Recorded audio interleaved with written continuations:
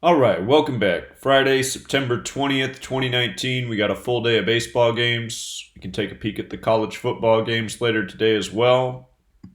First game is in an hour and 20 minutes. Cardinals at the Cubs. Then the rest of the games starting about 6 hours from now. As per usual, let's start off with review. We'll look at the baseball games yesterday. Not a bad day in baseball, just disappointed the Phillies didn't win. Wanted to see that one more than any. But we were on the right side of all but two games yesterday. So let's pull up the notes here. It's interesting that down the stretch, Philadelphia, their most consistent numbers, have consistently not played out for about a month now. So there's something symbolic to that. But yesterday we saw the Braves could have picked up their 61st loss, Philadelphia's 61, plus their starting pitcher could have become 6-5 at home. Philadelphia 65, those numbers hit a lot with Philly. Soroka got the win yesterday. I noted that Philadelphia, Pennsylvania equals 125, which is true. If you use the rule for the 19th letter, which is H in reverse, it is 134, so he did improve to 13-4. Also connects to Philadelphia. But I was thinking the Braves would fall to 4-5 against the Phillies because Phillies is 45 in both reduction ciphers. Instead, the Phillies fell to 4-5 in the series and they lost 4-5 as well. But I thought those 61s and 65s were going to come through. The Mariners at the Pirates. It was a little bit tight because of the head-to-head record. Kikuchi had a little riddle to get a win yesterday. I'm not sure that he did get credited. Yeah, he did not get credited with the win. I was thinking that the overall all-time record was going to be what topped out here. And had the Pirates won, they would have been, or the Mariners would have become 10-7 versus the Pirates. Seattle's 107. Instead, the 2-8-8-2 thing hit for the record in Pittsburgh. Pittsburgh struggled at home against Seattle, 2-8 at home. Seattle's 8-2 there. Seattle's 28-82. Musgrove had a chance at his 28th career win. Final score was 5-6. Mariners is 56.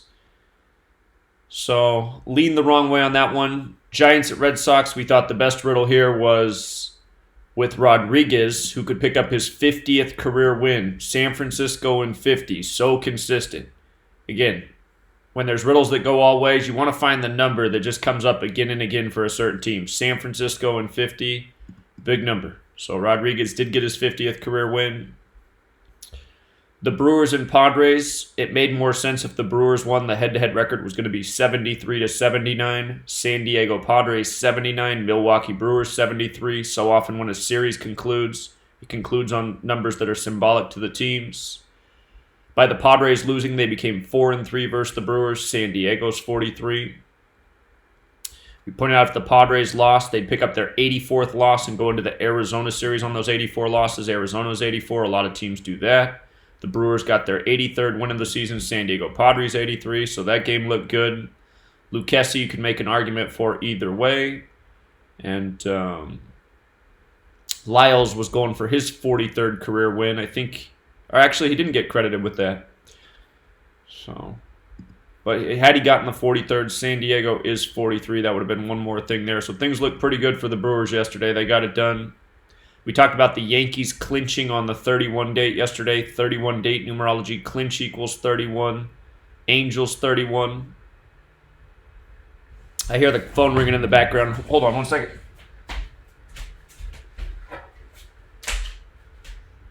Caller?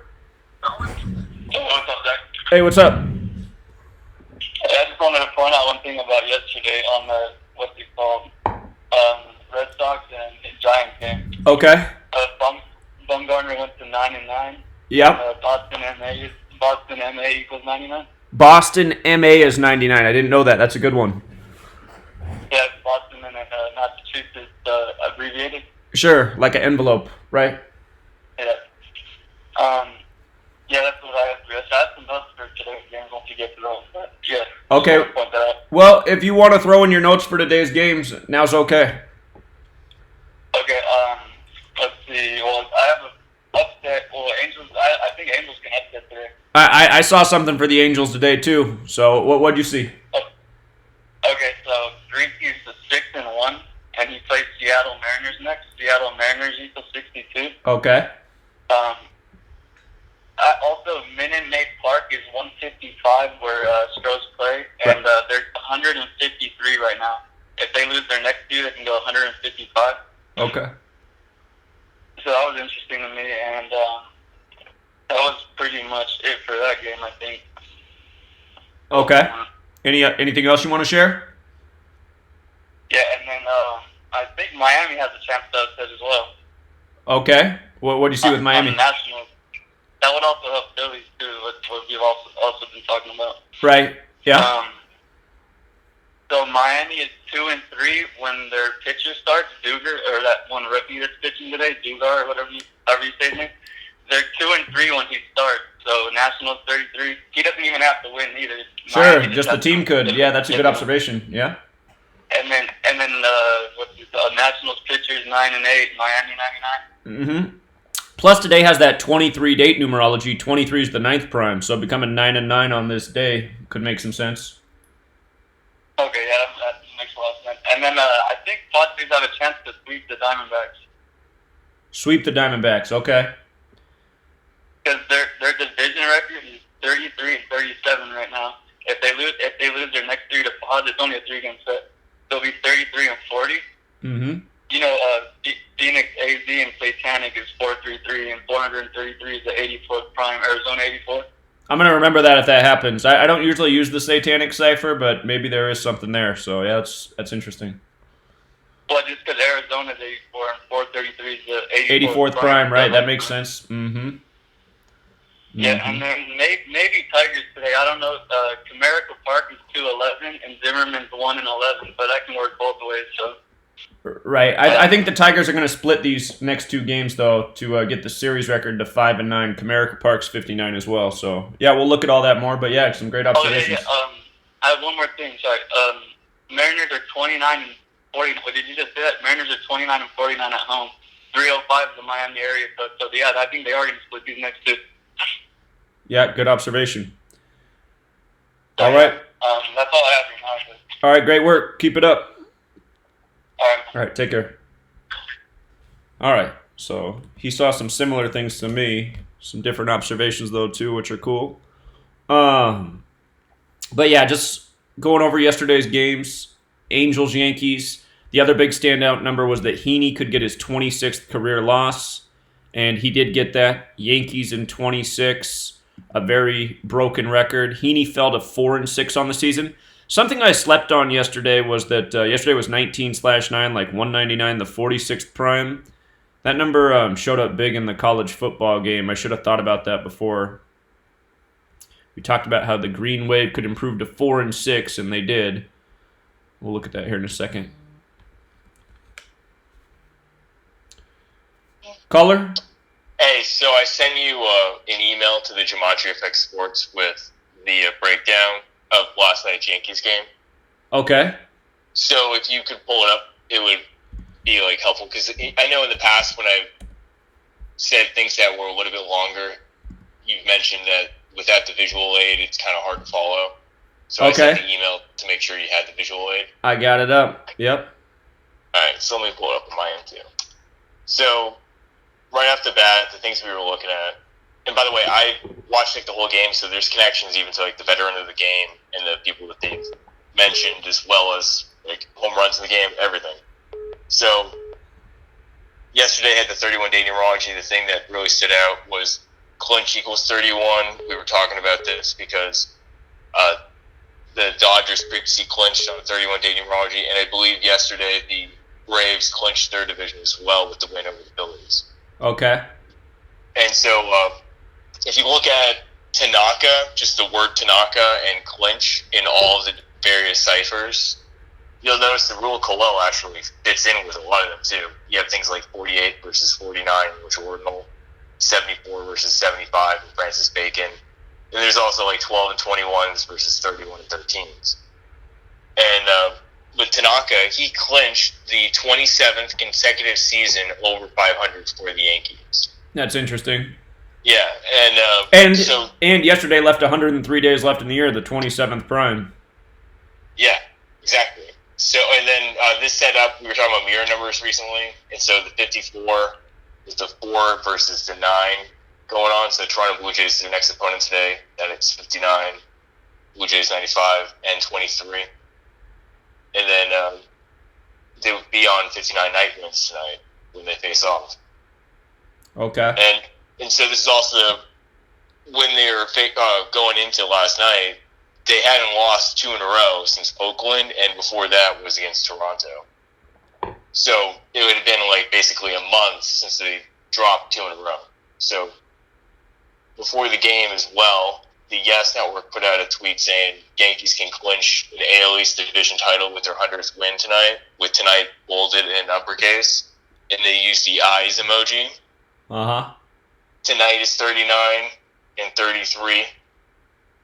Their pregame started at 6 p.m. They made sure to point it out in the tweet as well. That's 54 when you're right at 6 p.m. AL East is 55 in Jewish Ordinal. They were going for the 55th home win to get the AL East. The game was on a date leaving 103 days left in the year. 55th home win is 103.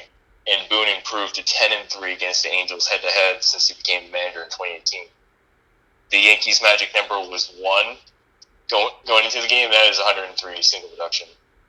Nice. And then 55 ties in with a lot of different things, like 108 and 54, and then you have 55 connected in with 223, and then various other things. And then also the thing that stood out was German, like the guy who was in that news story yesterday. That is 55, a Jewish ordinal. 55th also ties in with his 115th World Series, like the 115 English ordinal value it has. 55th Right. home win is also 202, like Angels is 22. The start time was at 6:35 p.m. You write out 6:35 p.m. That's 223. Brooklyn, New York, 223. It's in the Bronx though, but Tanaka, he was also born 322 days prior to the game. He was born on 11/1, like New York was 111. And 6:35 p.m. is also 88, like Masonic Ritual was 88. And so yesterday also had that 67 day numerology, 19th prime. NYY, like the abbreviation for the team, that's 19. 100th win is 67. Tanaka War, number 19. And 6:35 p.m. EDT is 91. 91 also ties into some other things too. And so Angels is 58 as well as AL East is 58. They sat Aaron Judge, number 99. No coincidence there. It was essentially like they were trying to put away the 99th win and get to 100. And so it was the 366th all-time head-to-head win against the Angels, against the Angels by the Yankees. But what stood out most was it was the 373rd when you include the postseason.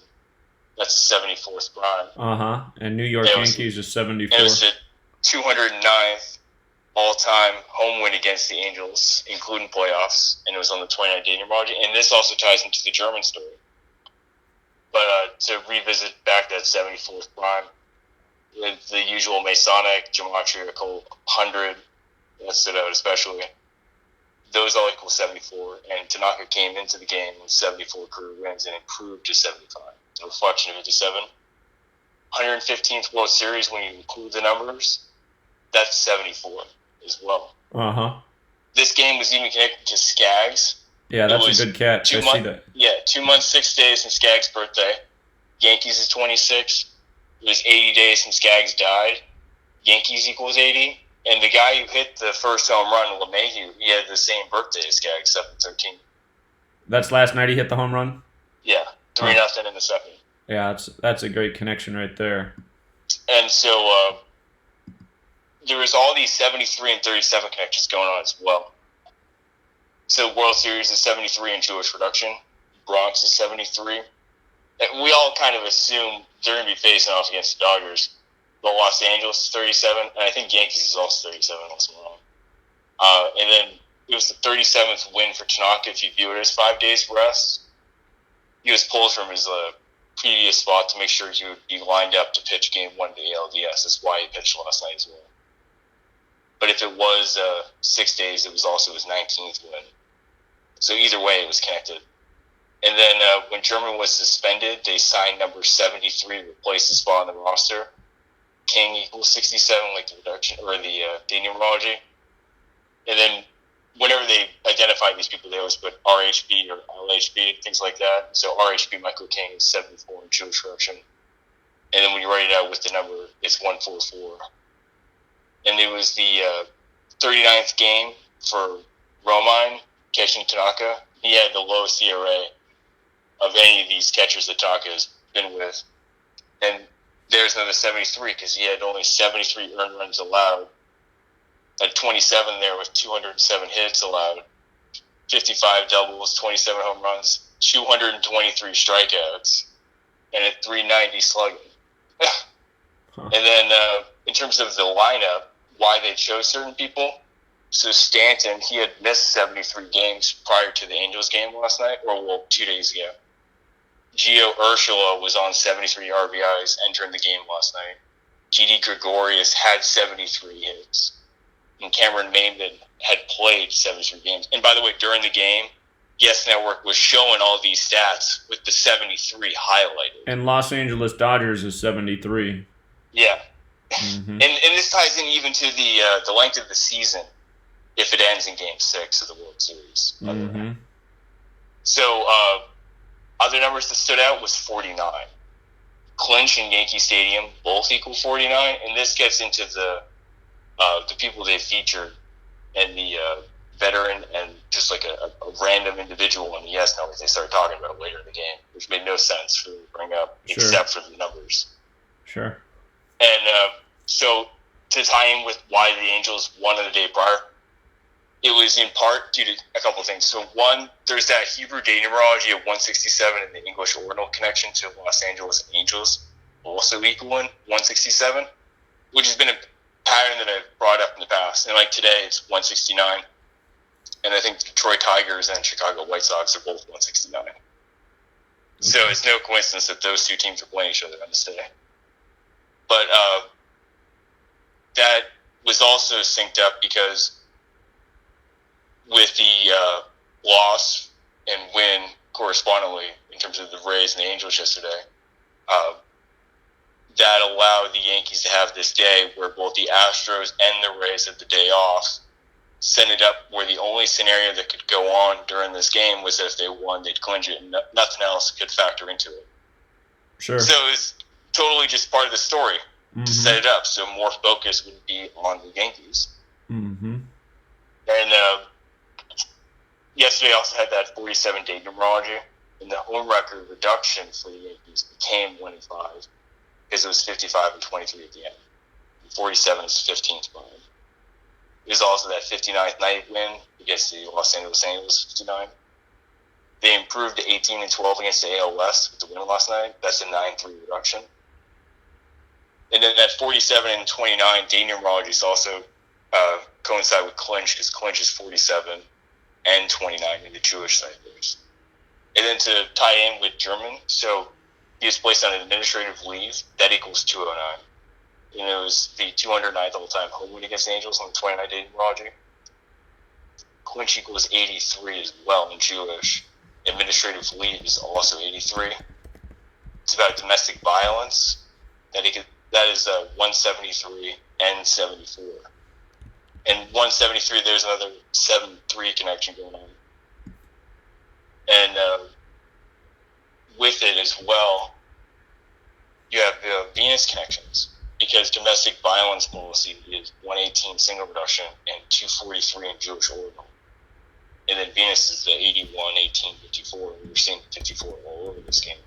And when you plug in Venus ritual, that's also 162, 45, 54. Like baseball, 162, 54, 18. And then I was mentioning the octal and duos going on in some things, and just to add some observations regarding that. For the properties of number 57, it's the octal of 47. Like I yesterday had 47-day numerology. Uh-huh. It's the duo of 67, like the 67-day numerology. In hex, 57 is written as 39, like New York 39. In the divisors of 57, are 3 and 19, like the 67, the 19th prime, and the divisor sum to 80, like Yankees equals 80 in 80 days from Skaggs' death. 57 written out also equals 131, like championship. Tanaka, he improved to 11 and 8. 11 and 8 written out is 131. 11 plus 8, when you do the single reduction with the rules for E&P, that's also 131. You had 28 when it's written out equal 57, and you had number 28 pitching for the Angels, and Tanaka improved to 11, which is a reduction of 2. And you have things like connections to the 2019 MLB playoffs, Gematria.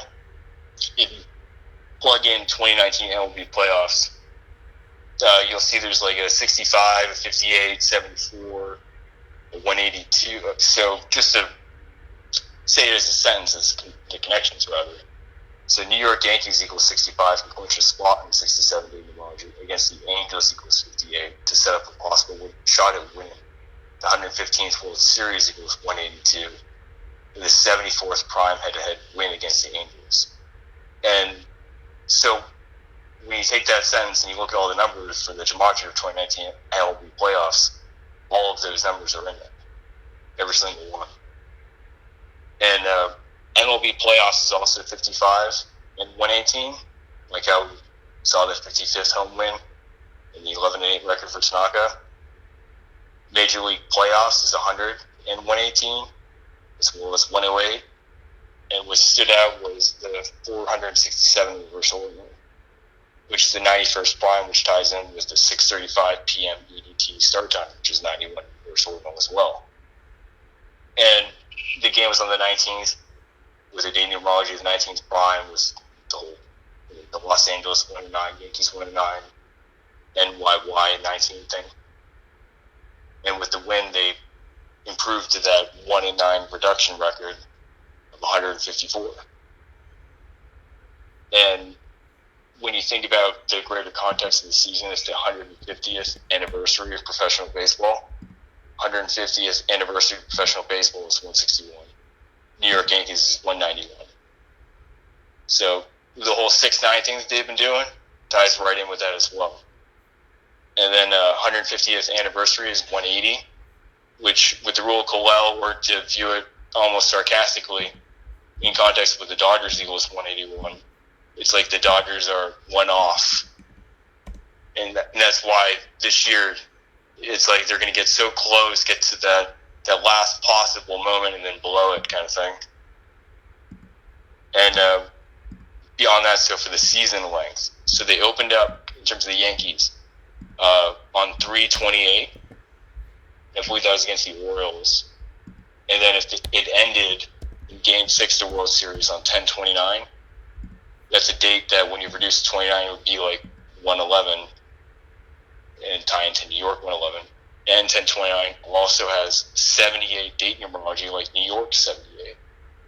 And it would be 7 months, 2 days, or a span of 7 months, 3 days, and 30 weeks, 6 days, or a span of 31 weeks, another clinch number, but also tie in with Dodgers 72 and 36, as well as why they had that 6:35 p.m. start time, because 6:35 p.m. EDT is 72 and 36.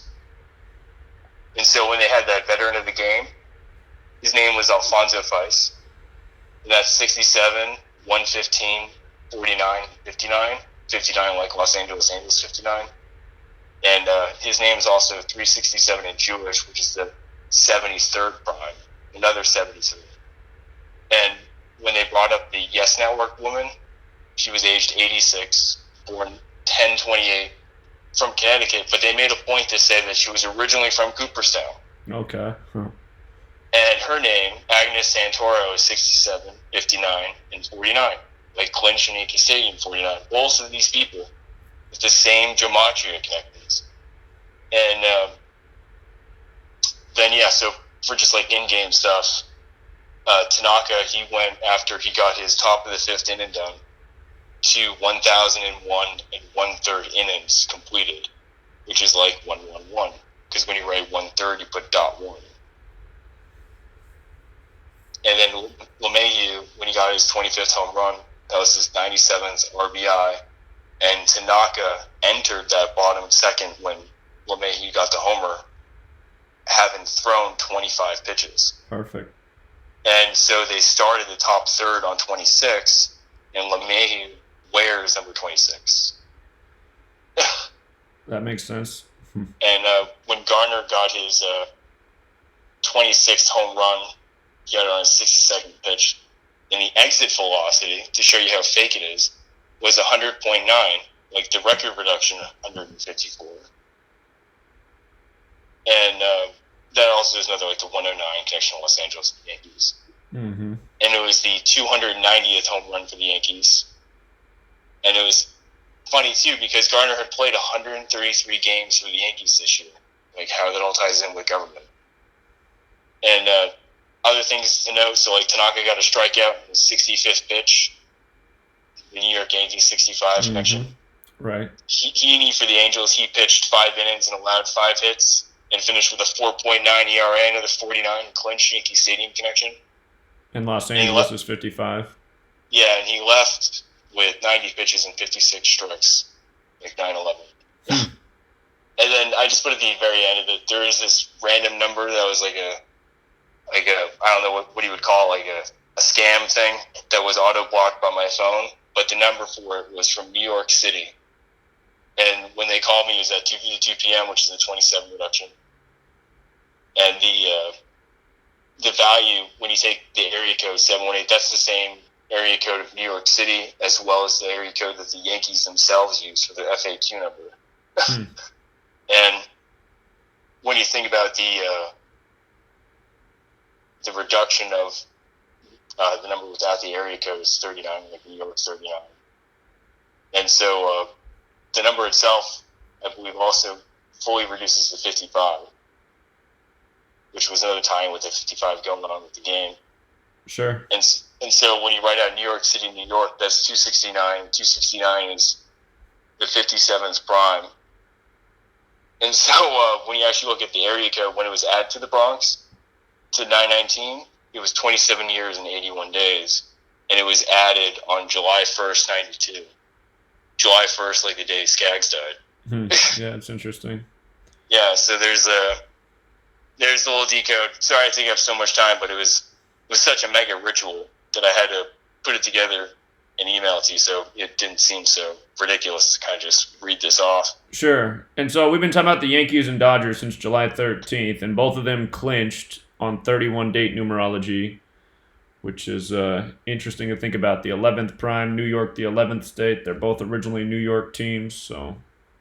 Yeah, but the fact that Braves also clinched on 31 makes me think that maybe each year we do this, we look for the days that have 31 day numerology and kind of circle them as potential clinching days. Yeah, that would make sense. I'm sure it's the same repetitive pattern year after year, so... Yeah, but yeah. Thanks again for listening. Let me share that. All right, yeah, good work. Keep it up. Good day. All right, see you. Yeah, I'm not real big on the Jewish ordinal and reduction ciphers, but he does make a point there, so it's possible. The Jewish cipher alone is definitely real. Perhaps the ordinal and reduction are. I know a lot of you guys like him, but he did make a lot of interesting points with it. Okay. So anyhow, Yankees clinched by the numbers. Remember, they clinched with their 100th win and stayed on 54 losses. And a lot of times we see syncs between the world of sports. From baseball to football, it's the 100th NFL season ending with Super Bowl 54. Remember, when you write out 100 in the most pure cipher, it's 54. It's also 162 like Major League Baseball, 108 like Major League, 45 like Major League. Caller? Hey, good morning. Hey, man. Hey, I was wondering if your caller just called about the Yankees decode, if he caught the T-shirts that they had ready for him that they wore last night after they clinched. He didn't mention that part. What did the shirt say? October Rain. October Rain. And Let's if you check it put out. that fucker in the calculator and look at the championship overlap with it, it's almost perfect. And then it's got the 67 for the 19th prime. And it was 67 date numerology yesterday as well. Yeah. Perfect, huh? Yeah. 131-68 like championship. Oh, and 193. 3 of the same ciphers as championship. Yeah. Yeah. Huh. That's all I have, man. All right, appreciate that. Great eyes. Later.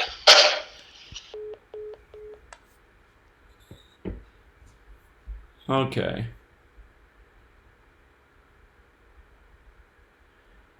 Okay, so Yankees got it done. The score was 1-9 on the 19th on the 67 date numerology, 67 the 19th prime, October rain 67. So that just builds on that. We got another call here. Caller? Hey, what's up, Zach? Hey, what's up? Hey, I had a couple more notes on the Arizona game. Okay. So you know Arizona's 39-42, right? Yes, I do. Yeah. So remember I said Padres have a chance to sweep. So Arizona's 39-39 on the road. If they lose their next three, 39-42. That's very true. If they won their next three, they could also have that scenario. But I hear where you're coming from. So yeah, great observation. Yeah, and then Lauer is also 8-9. Padres equals 89. And Arizona Diamondbacks is 99, so that's why I like him getting to 9-9 today, especially on the 23 date, 23 the 9th prime. So yeah. Oh yeah, I like Arizona a lot today. Yeah. And then or you mean Padres? You mean you like Padres, right? Yeah, Padres. Sorry, yeah. I like Padres today a lot. Yeah. And then I have one more thing on the Angels game. So Astros are 58-20 at home. Angels 58 equals 58-22. Mm-hmm. So I think they can lose their next two to Angels for sure. It's possible. Los Angeles Angels is also 59. Their next win is 59. And did I already tell you the Minute Maid Park equals 155, and they're 153 right now? Uh-huh. Yep. Very possible. We saw Verlander go to 15-5 against his former team, Tigers. Yeah. Detroit, Michigan equals 155. He went to 15-5 against them. Great catch. Yeah, great catch. Yeah, so I like those two upsets a lot today, Padres and Angels. Great observations. I appreciate it. All right. Take care, man. See you. Okay, so this Blue Jays at Orioles game. What we saw in this one is that if the Orioles lost, they'd stay on 49 wins, and they'd pick up their 49th loss in the AL East. Blue Jays is 49. Seemed like the strongest riddle on the board. We saw Wilmer Font for the Blue Jays had a chance to improve to 4-2, and he's going to face the Orioles next. He didn't get the decision, but Orioles is 42. We also saw that Yanoa made sense with the loss, falling to 1-9 on the 67 date numerology, 67 the 19th prime.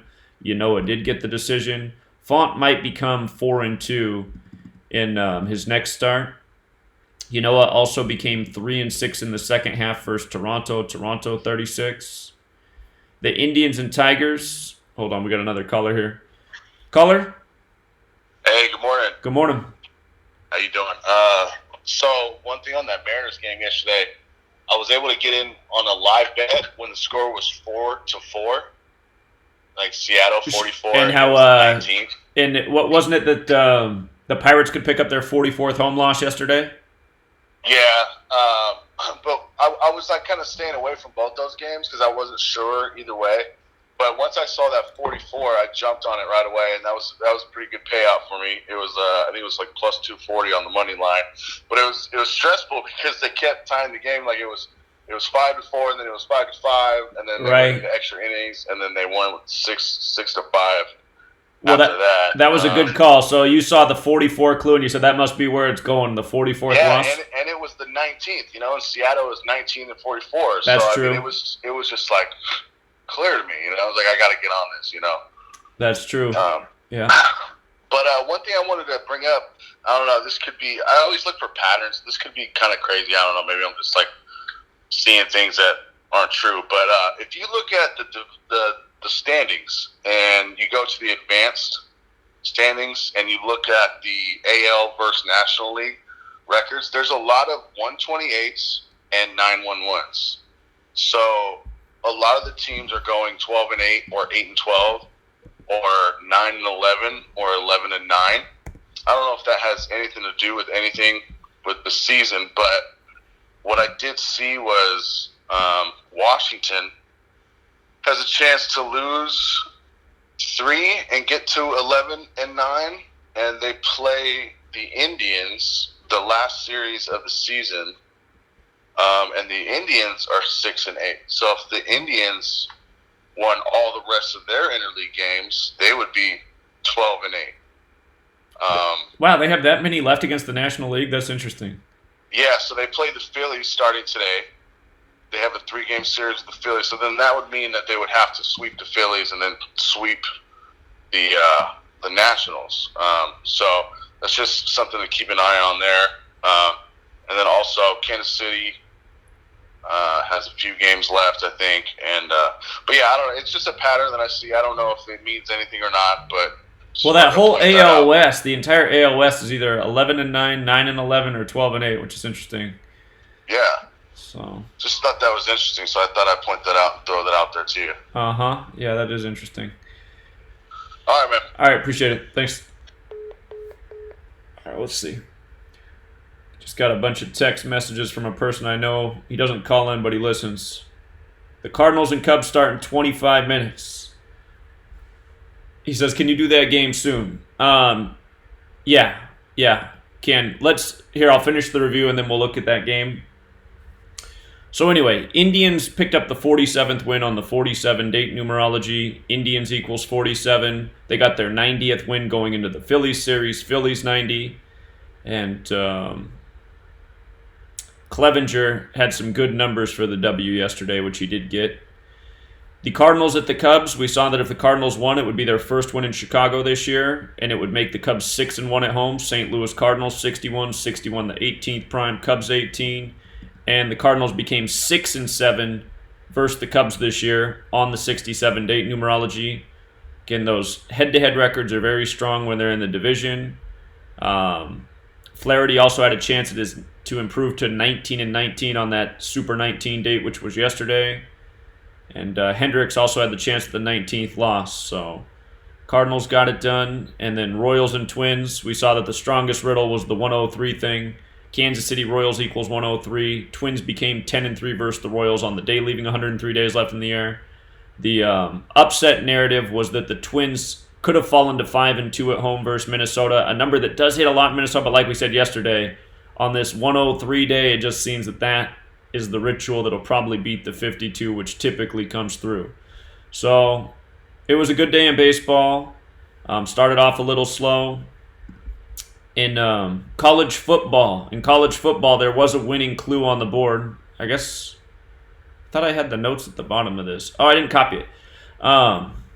Here, real quick. What I should have thought of in college football yesterday was that it was 19/9, like 199, the 46th prime. And again, just always remember these things going forward. We saw that if Tulane won yesterday, they'd be 7-17 versus Houston, so prime numbers, 17 the 7th prime. They'd improve to 4-6 at home. Green wave equals 46.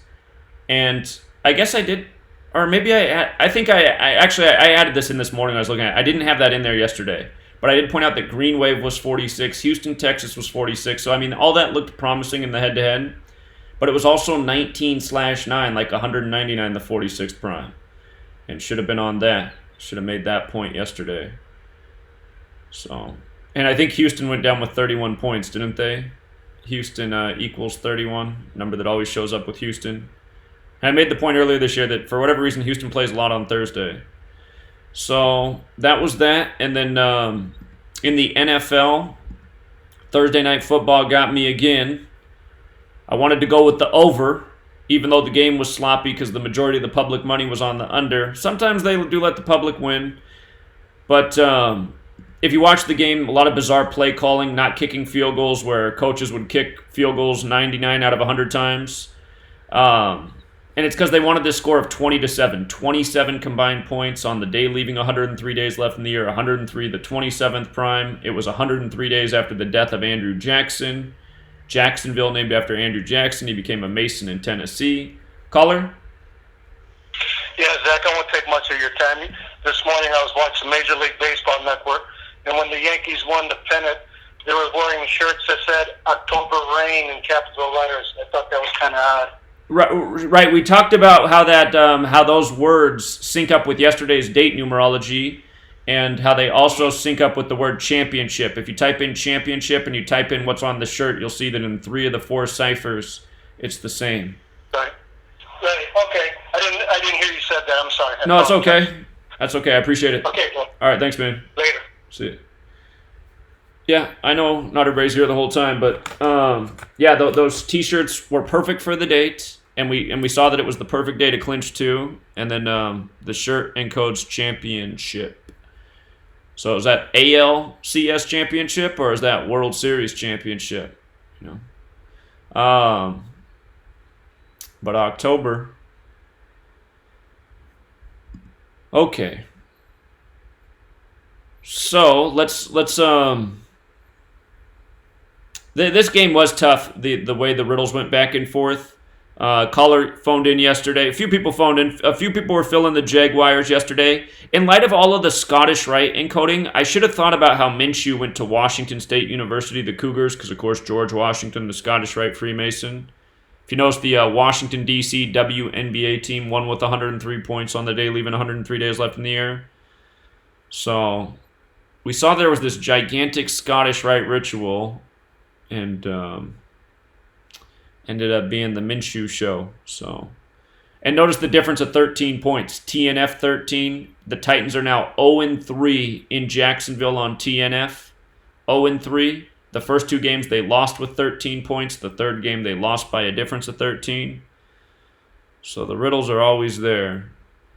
All right, let's get to the baseball games.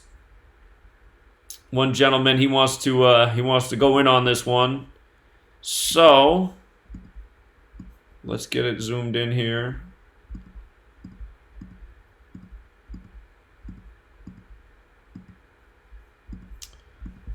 Yesterday was the first game of this series between these teams. Cardinals won yesterday. Cardinals look like they had the riddle yesterday. You got 3 more games. The series is going to end Sunday. And in our decodes for the remainder of the regular season, we need to think about pitchers' records and how they might finish for the season. What would be symbolic. Also, team win and loss records. So the Cardinals, last series with the Cubs, will conclude the season. That one will be back in St. Louis. So right now they have 6 games left with the Cubs. 3 in Chicago, 3 back home, and then they got 3 more games with the Diamondbacks. We're down to the final 9 games here. Okay. So the date numerology today goes against the Cardinals. They could get the 68th loss on the 68 date, and if the Cardinals did lose, they would fall to 6-8 versus the Cubs for the season. 6-8 and the 68th loss. So the 68 can play in 2 ways against the Cardinals. Notice the Cardinals would be 86-68 if they lost. Their number would be a reflection.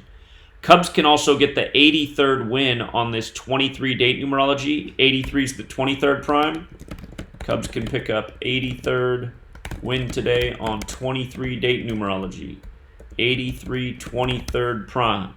So the date numerology definitely favors the Cubs. No doubt about it. The Cardinals are currently on 37 away wins. Chicago's 37.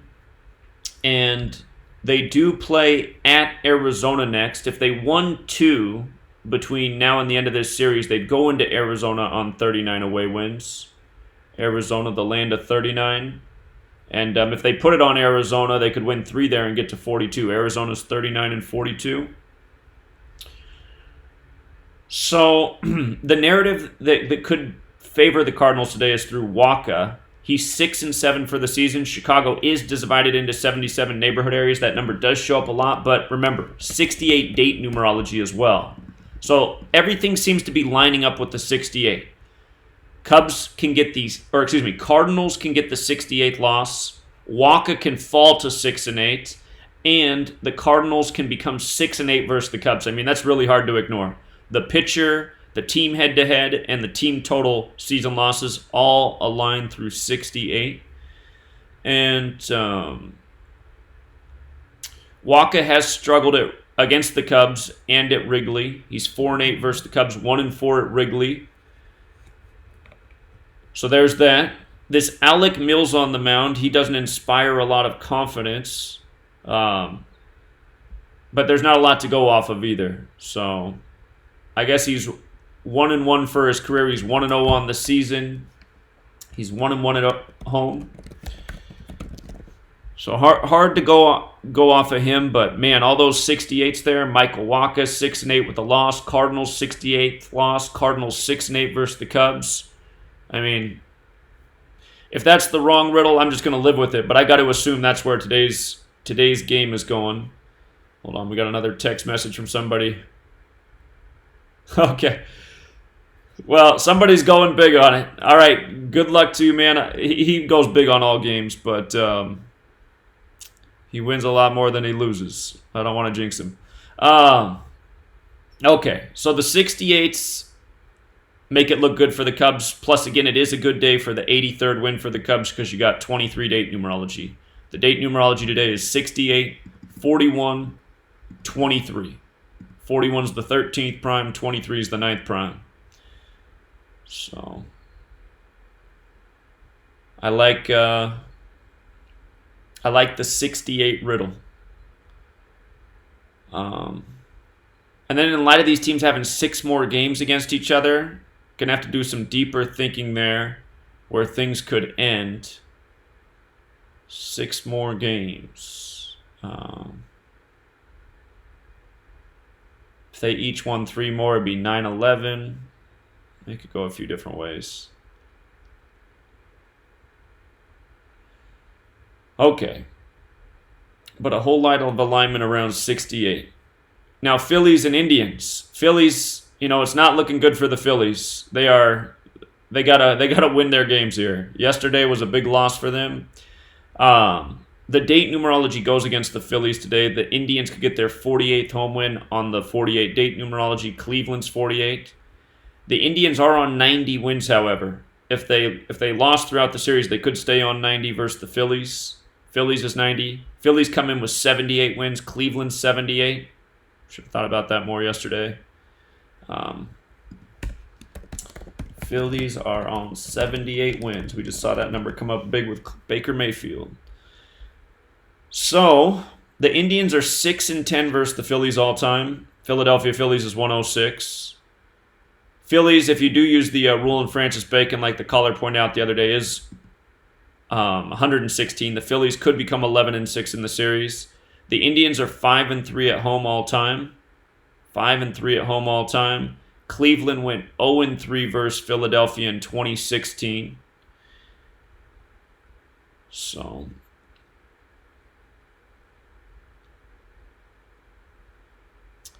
they haven't met in 3 years. Smiley. Oh, that's something else about today. Today is today's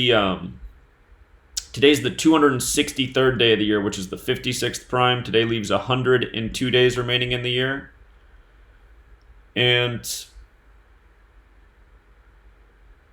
you know what? Real quick, you guys, you know what I'm going to do real quick? I'm going to post, well, never mind. I'll just do it at the end because I'll update things that aren't there yet. But I was going to post the notes real quick for anybody who just wants to scan them themselves. But I know there's still things I need to add, so I won't do that. And again, just so we're clear on the first game, I like the Cubs in this one today. All the 68s go against the Cardinals. Okay, but Phillies and Indians, the date numerology is against the Phillies. When you look at the pitcher Smiley, there's some encouraging things for him. He could improve to 5-6 on the season on this date that has the 56 connection. He could become 4-1 with Philly. Today has 41 date numerology. He could get his 23rd career away win on the 23 date as well. His next loss is 17. Ohio's the 17th state. Smiley's 2-2 versus the Indians. Now, it is a 23-date numerology. That one could go against him. He's 1-0 at Cleveland in 2 starts. Looking at Bieber, he's 14-7. With a loss, he'd be 14-8. Cleveland Indians is 148. His next career win, however, is 26. Philadelphia's 101, the 26th prime. Then again, we got the 41-date numerology, the 13th prime. So through the pitchers, Bieber's also 9-8 at home. You got the 23 date numerology, the 9th prime. If you fell to 9-9. So through the pitchers, I'd say things look a little bit better for Philly, but I do worry about the date numerology and the head-to-head record. And if you're already riding on the Phillies making it to the playoffs, don't make yourself pull your hair out further if they don't make it by losing on their games down the stretch. But I think this game's pretty dangerous. So, Phillies don't make the playoffs. We're going to have to really think about what they were truly riddling all year with the Yankees and Phillies riddles alongside each other, which we've documented from early in the season up to the present. All I can think of is that was the 2009 World Series, and in 2009, the NLCS was the Phillies and the Dodgers. And on July 13th, we saw the big riddle for a Dodgers-Yankees World Series with that blackout in New York on the 42-year anniversary, and then the Yankees winning 4-2 the next day, like how they won the World Series 42 years ago over the Dodgers, 4-2. Okay, Blue Jays at Yankees. The Yankees could stay on 23 home losses on the 23 date, plus Blue Jays is 23. Blue Jays could pick up the 48th away loss on the 48 date, New York's 48. Yankees can pick up the 56th home win as well. Remember, it's the 263rd day of the year, the 56th prime. If the Yankees do win, they'll pick up their 101st win going into tomorrow, the day that leaves 101 days left in the year. Let's see. Wagspack could fall to 2-3 away for his career on the 23 date. And Happ could get his 68th career win today on the 68 date numerology. Toronto Blue Jays equals 68 as well. So things line up nicely for the Yankees. The line is what has me lifting my eyebrows this morning. The line doesn't look right to me. I feel like the Yankees should be like negative, 270, negative 280. Why are they just negative 180? But perhaps that's to get people to bet on the Blue Jays for the upset, people who read lines. But looking at the numbers, things look good for the Yankees. Date numerology's on their side. Pitcher riddles are on their side. Hard to go against that. Mariners at the Orioles. The Orioles can stay on 23 home wins today, 23 date numerology. Orioles can also pick up the 56th home loss, 263rd day of the year, 56th prime, plus Mariners equals 56. The Orioles are 1-3 versus the Mariners. Here's what's tricky about today. If they lost, they'd be 1-4. Baltimore's 41. Mariners is 43, the 14th prime. So a 1-4 record could make sense. But we got the 23 date numerology. So that's the one thing there. If the Orioles got swept by the Mariners, they would get to 107 losses. Seattle's 107. Orioles typically win one on the weekend, though. And Felix Hernandez, 1-6 for the season. He's 5-2 at Baltimore. He has a history of pitching well there. Mariners does have the 52 connection. Not Bieber. This guy right here, Bleer. It's his first career start. He's a middle reliever. He's 8-1 for his career. If he did lose, he would be 8-2. Seattle's 82. That number showed up yesterday. And the Mariners went over the Pirates. So, I think more lines up for the Mariners here. I just worry about the Orioles becoming 2-3 versus the Mariners. It's just the one concern. But looking at the overall riddles, it's hard to gauge Felix, what he could do in this game.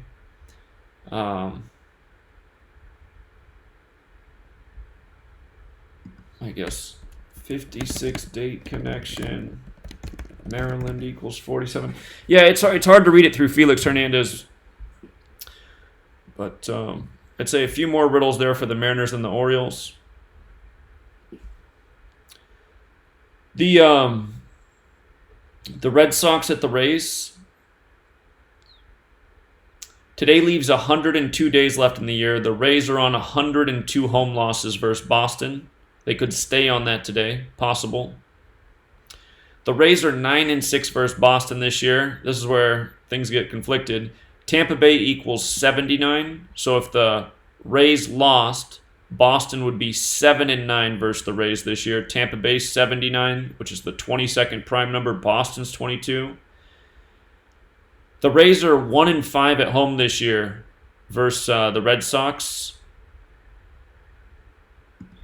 I remember looking at this morning being like, really? I got to verify it one more time. Just every time I look at it, it just doesn't seem right. They lead, but they have such a horrible record at home. I think that is the way it is. I just got to look at it one more time. Tampa Bay Rays. Boston Red Sox. Let's see. 1 second, it's just loading here.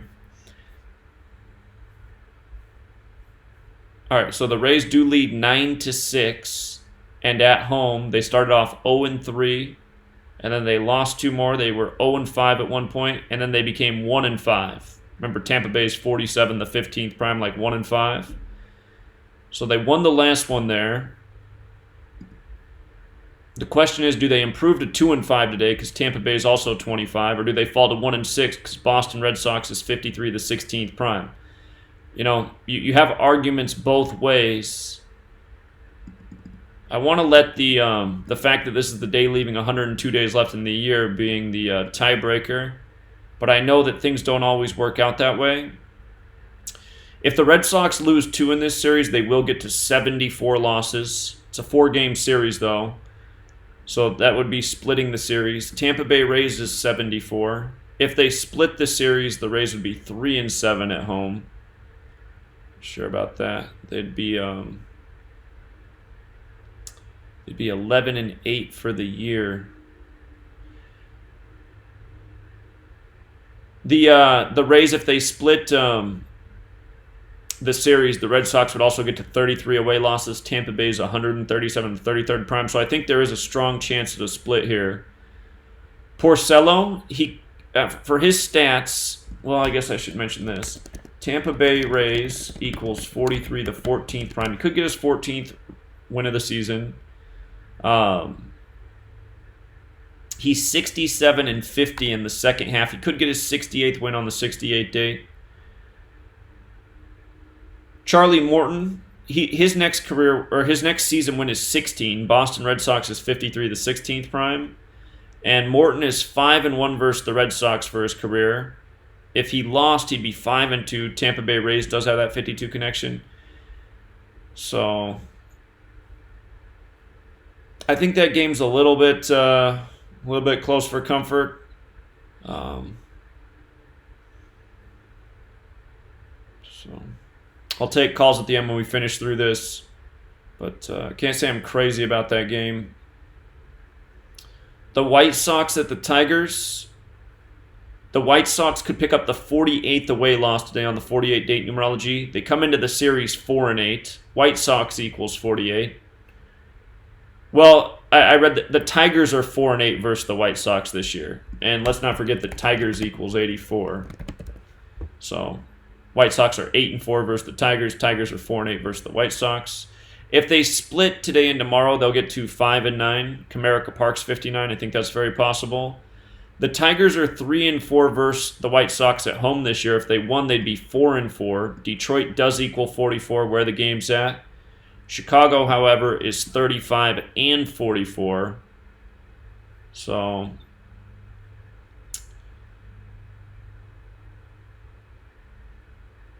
that's the head-to-head.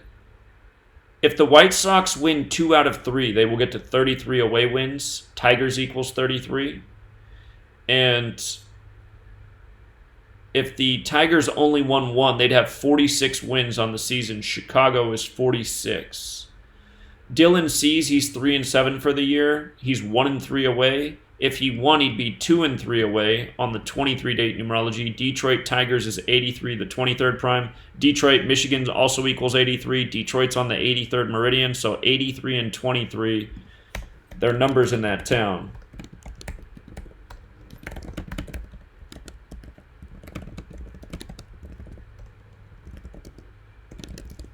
So looking at C's, he looks right for a win today. He'd also become 3-7 in the second half if he won. Detroit's 37, so is Chicago. You got the overlap number.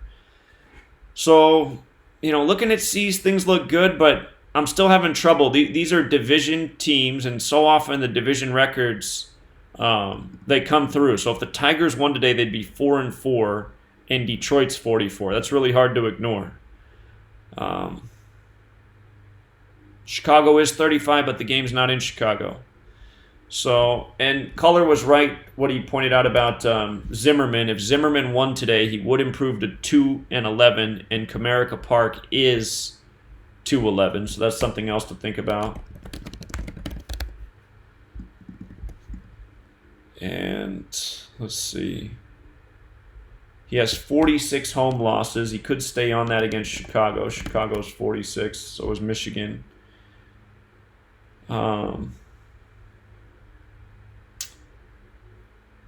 So, yeah, I think that game's a little bit dangerous, too. The Mets at the Reds. Okay, the Reds are on 322 wins versus the Mets, standout number. The Reds and Mets are 2-2 against each other this year, so either team could fall to 2-3 versus the opponent on the 23-date numerology, so that's a tie.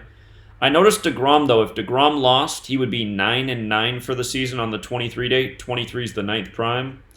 DeGrom would also get his 23rd career away loss. And with Castillo, nothing really jumped out to me about his numbers. Actually, I think I might see something that I slept on. No, I didn't. Okay, good. So, Castillo is the Reds' ace. He's their most probable pitcher to pick up a win in any Reds game. So, just the way the 23s go against DeGrom on the 23 date, I'm thinking Reds got a decent shot here.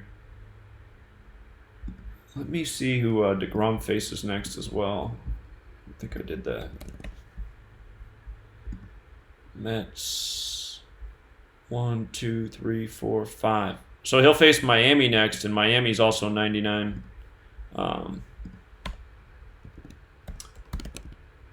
DeGrom faces Miami next. Miami equals 99.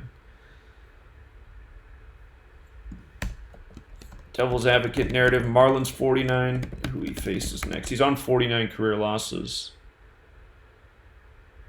But still, just looking at today, the 23s and the 9s, they definitely aren't favorable for him. And the Reds can also pick up that 41st home win on the 41 date. That's the other thing that needs to be said. So the Reds got the date numerology in their favor, and the Riddles stack against DeGrom. The Nationals at the Marlins. So, potential upset here. The Marlins are 222 and 224 versus the Nationals. If they won, they'd get their 223rd win, which is the 48th prime, and you have 48 date numerology today. The Marlins are 120 and 102 at home versus the Nationals. Remember, today leaves 102 days left in the year. And something else I noticed that was strange is the Marlins are 102 and 122 at Washington. So I was like, if they won today and tomorrow, they'd have the same record at home as they do away versus the Nationals. And I've seen this before, just, I've been here all year just scanning these stats every day. I've seen it quite a few times where the teams do have the same home and away record versus an opponent at one point in the season. So the Marlins would have to win 2 to match their away record at Washington. And again, they can stay on 102 losses on the day that leaves 102 days left in the year. What worries me, though, is the Marlins are 3-13 versus Washington this year. Pie Riddles hit so much. If the Marlins lost, they'd be 3-14 versus Washington, like 3.14 pie. And keep in mind, Washington equals 50, like circle. Now, Anibal Sanchez, if he lost, he'd become 9-9 for the season. Again, you got the 23 date, the 9th prime, Miami's 99. Kind of like what we were just talking about with DeGrom. And he's on 49 wins. If he didn't win, he'd stay on that. Marlins is 49.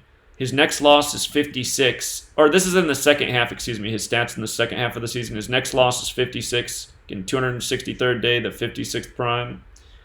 Sanchez is 2-2 versus the Marlins. With a loss, he'd be 2-3 on the 23-date numerology, but with a win, he'd be 3-2. Marlins is also 32. Sanchez is 3-7 at the Marlins Park. He's definitely struggled here. Florida's 38. Make sure I didn't miss anything with that. Yeah. So they used to be the Florida Marlins. Florida is 38 if he lost and fell to 3-8. So I do think the Marlins have a shot at an upset, no doubt about it. I just worry about this pie thing right here. Just so much in sports, pie. So, but I'd definitely put Marlins on my dollar parlay card with my stronger picks today.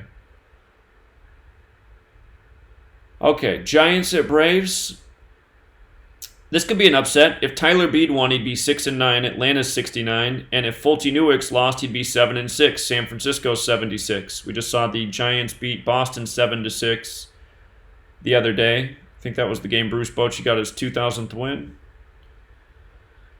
So, just on the surface, there's something with the pitchers. It is Orange Friday. The Giants tend to play well on Fridays. Now, that said, the Giants are on 41 away wins, and we have a 41 date numerology. They could stay right there. Braves, I guess I forgot to write it down. Here, we got a caller real quick. Caller? Hey, what's up, Zach? Something I noticed with the Mets, if they swept the Reds, they'd get to 82 wins, and Cincinnati, Ohio's 82. And That's true. If they went on to sweep the Marlins, they'd have 86 wins, and Marlins is 86. And if they swept the last three against the Braves, they'd have 89 wins, and Atlanta Braves is 89. So close out the season 10-0. That's interesting. Yeah, they're a team I've been watching the whole year. I mean, I don't know if it'll happen, but they still have a shot at the wild card. If they won out, that'd be their best bet. Yeah, it's a good observation. So yeah, Cincinnati, Ohio is 80 and 82, so maybe the first win and the last win on the road. Right, yeah, that is true. It's all about the playoffs, and they want to sneak the Mets in there. That's a thought. That's pretty much it, man. Keep it up. All right, appreciate it. Good eyes. All right, let me jot that note down that he said, just so we can consider that. That is worth considering. Let's see. If Mets swept Reds, they would have 82 wins. Cincinnati, Ohio is 82, and I believe he's correct about that. Let me verify that. Whoops. Yeah, 82 with the reverse cipher. If they won just one, they'd have 80. So I'll mention that too. If they only won one. And if Mets won 10 in a row, they would have 89 wins after finishing with Braves. Atlanta Braves is 89. If they swept Reds and Marlins, they would have 86 wins. Marlins is 86. I know that's true. So, yeah, that'd be a lot of sweeping. It's not out of the question. It would be a historic finish. 10 straight. 10 equals 39 like New York. Caller? Hey, Zach, I got a couple questions for you. Okay. What on this 11-game road trip at Philly, what is their record so far? Here, let me put up their schedule. Philly's schedule.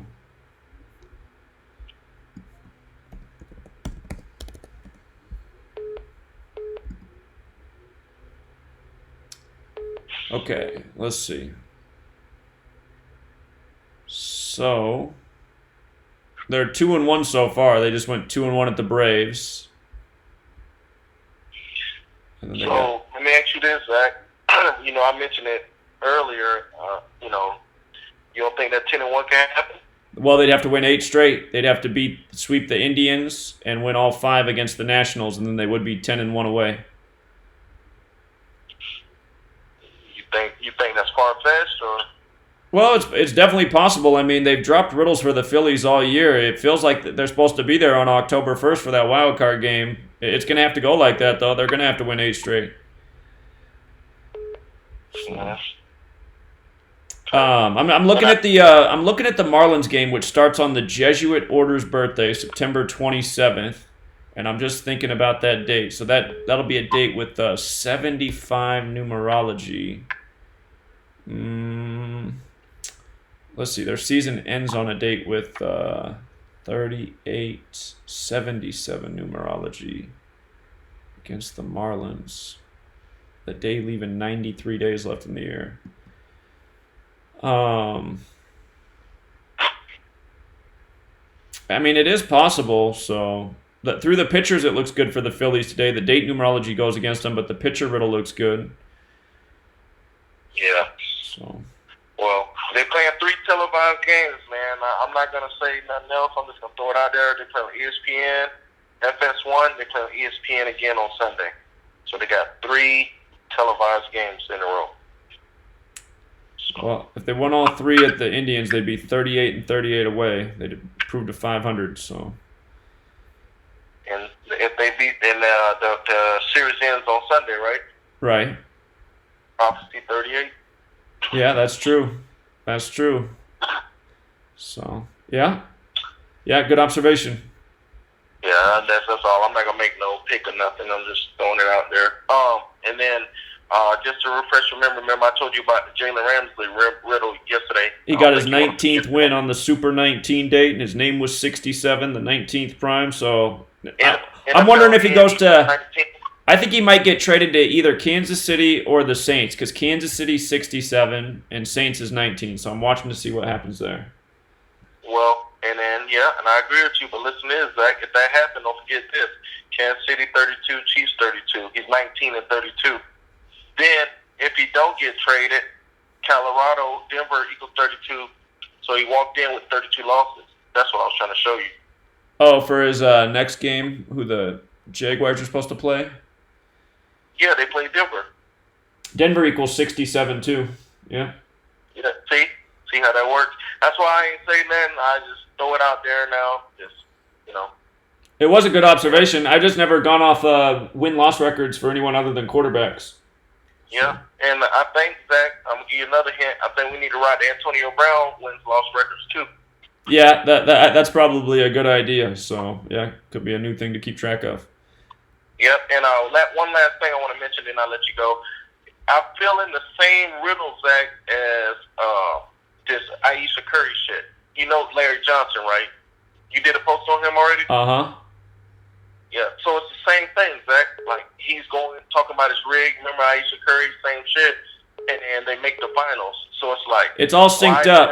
And remember, Larry Johnson used to be a basketball player who played the character Grandmama, which equals 54.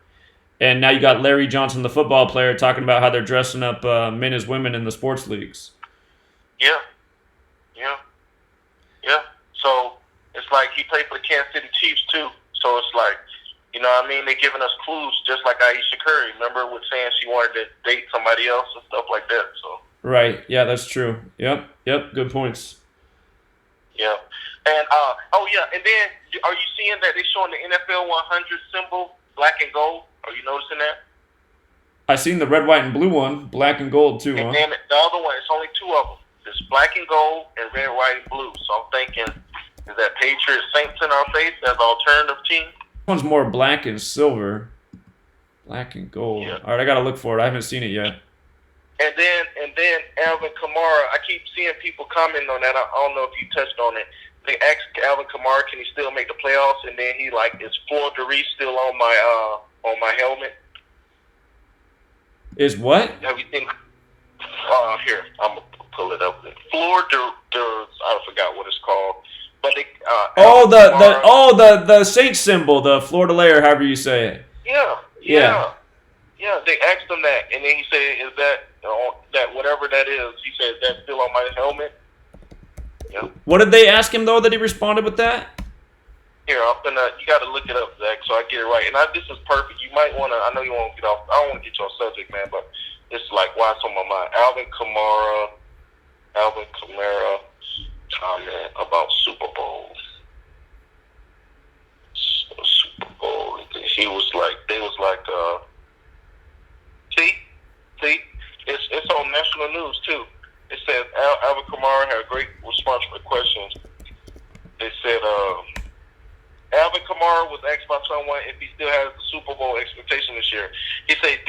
still have floor de lis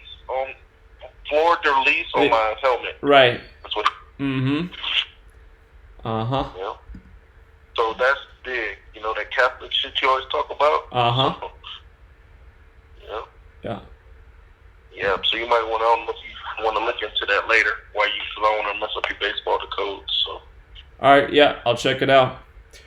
Yeah. All right, man. Thank you. Have a good day. All right. Appreciate it. Thanks. Okay, I'm going to turn the phone back off for a minute. I'll answer the calls when I'm done here with the decode. So I wanted to finish the decode before I open the phone back up, but broke the rule.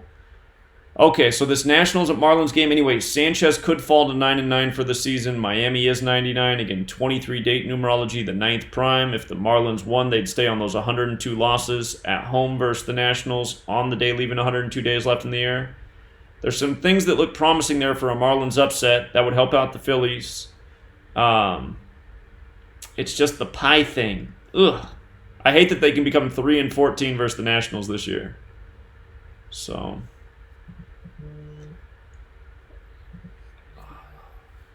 all right. I'm gonna break the rule one last time, one last caller, and then I'm closing off the phone line until the show's over. Caller. Hey Zach. What's up? Hey, I just thought it was worth mentioning. After the Dodgers clinched, the next game they got upset, right? Okay. After the Braves clinched their playoff berth, they lost 3 games in a row. Right. And they still need one more game to clinch for the division. Right. Which a lot of people think they might do tonight. Which I'm thinking it looks like maybe tomorrow night. Is there 101 days left in the year or 102 days left in the year? Today there's 102. Okay. So yeah, I think that we need to research that a little further. But I think there should definitely be an upset or two tonight, either the Yanks or the Astros or both. Because they both clinched their previous games. Sure. If the so Yankees... I think that's why the line is the way it is, because I think it should sit at like minus 220, maybe minus 230, but it's minus 180 right now?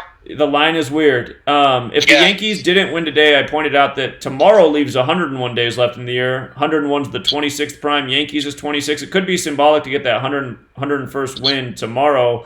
But man, the just the way everything lines up, it doesn't look very good for the Blue Jays today. So. Yeah, I get you on that. And I know you haven't gone over the Angels and Houston game yet in depth, but I think that one could be an upset. I'm going to get to that game. So. Yeah, that one might be an upset special, and that's plus 300. Mm-hmm. So I just noticed this trend that when people after the team clinched, it's like okay, then they lose or whatever, Sure. So I'm not that's saying every pattern. time, but I'm saying it's it's an upset special setup, for the book, Indeed, and that's what it's all about, pattern recognition. So I mean, a lot of times those trends do continue. So yeah, great observation. All right, man. You have a good night. All right, Peace, take care. brother. See you. Okay. Okie dokie. So anyway, Marlins look like they got a shot to upset the Nationals here. Giants and Braves. I was saying if Bede won, he'd be 6-9 on the season. Atlanta's 69. If Bede won, he'd become 5-6 away. Today's the 263rd day of the year, the 56th prime. Bede's 3-6 in the second half. Atlanta Braves is 37-46. If Fulte Newix lost, he'd be 7-6. San Francisco 76. The Giants, they tend to be the surprise team on Friday. Orange Friday, home and away.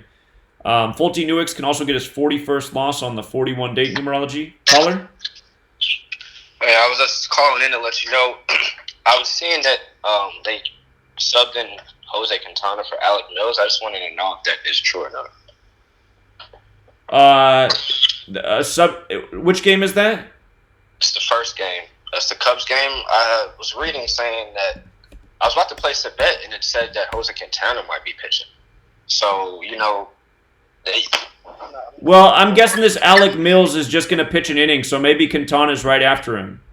Oh. Let's see what Quintana's stats are real quick. Okay. Yeah, I just wanted to get everybody on the same page so we could That could be what's up.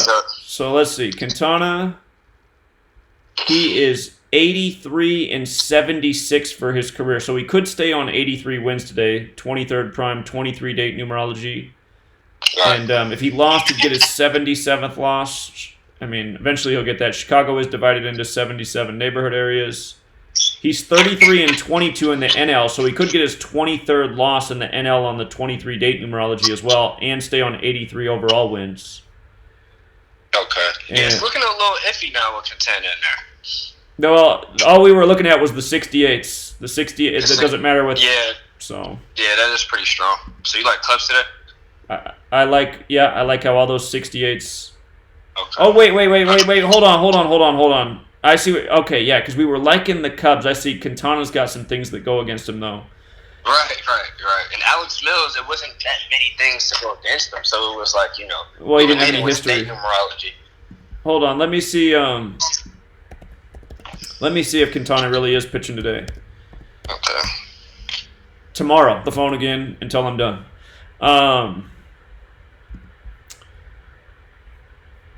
Okay. But again, if you missed the first decode, if the Cubs win today, the Cardinals will pick up their 68th loss on the 68 date numerology. The Cardinals will fall to 6-8 versus the Cubs. And Waka could fall to 6-8 for the season. So, I mean, that is just a lot of 68 on the board. And it all goes against the Cardinals. Okay,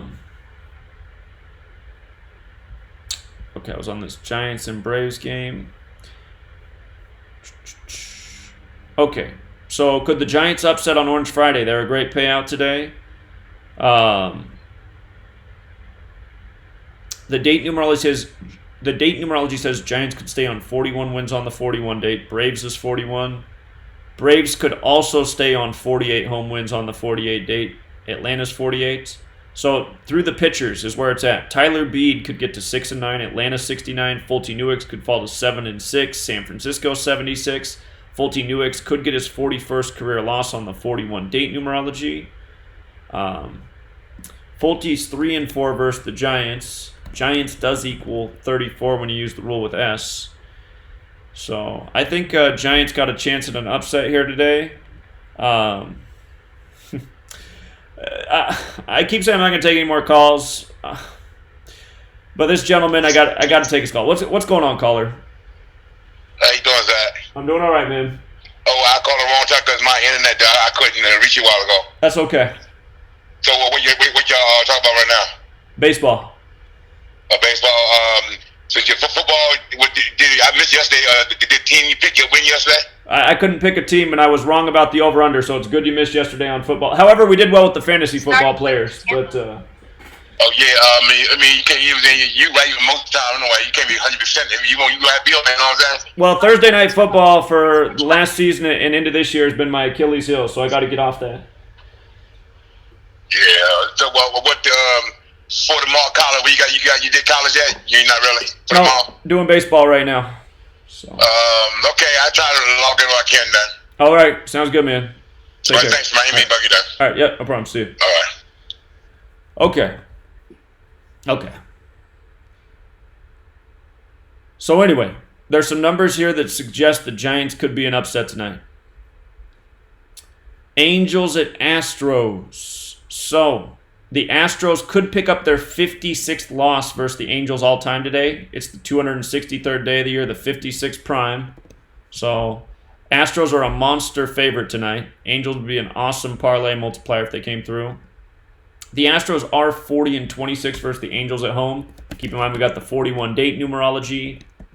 LA equals 41. Houston equals 41. So Astros could get that 41st win. It's there as well.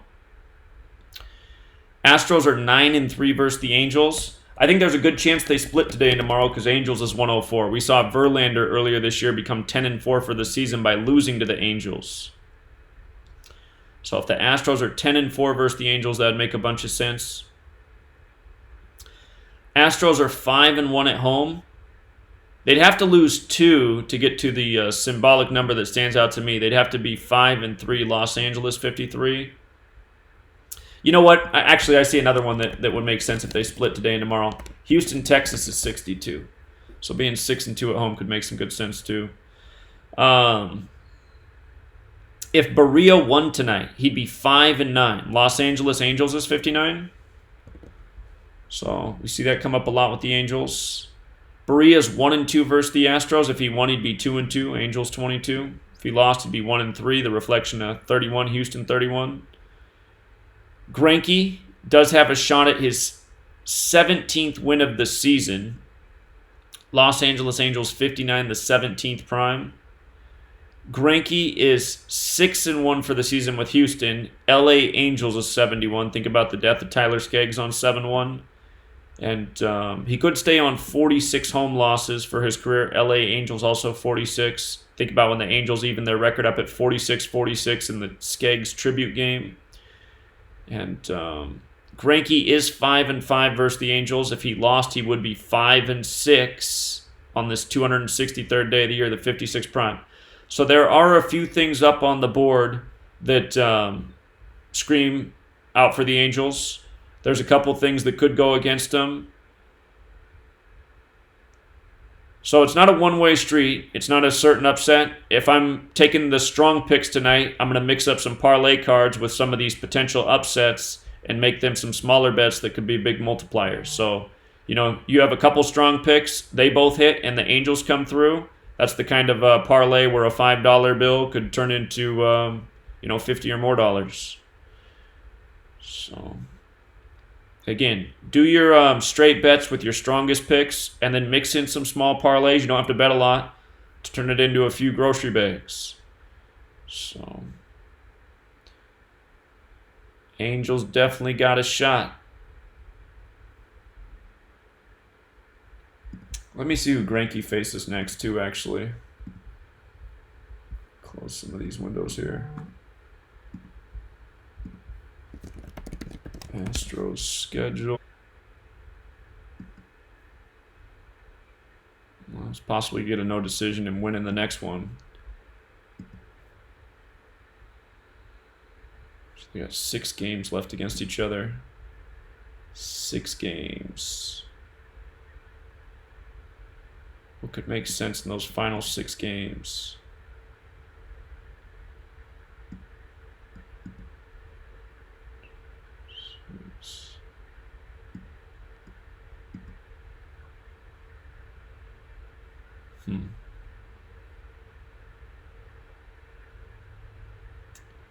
If the Astros won 5 of the 6, they'd be 14-4, like 144, big time number.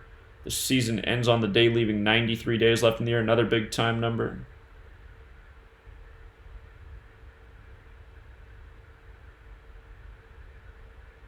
Okay. Greinke faces Angels in next start.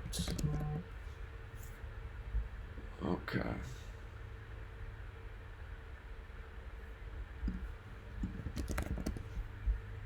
Houston Astros is 204. His next career win is 204. So that's interesting. Doesn't have to come today, but it's symbolic.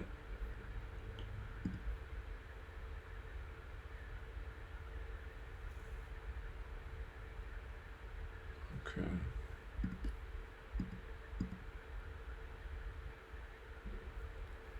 Let me double check something real quick.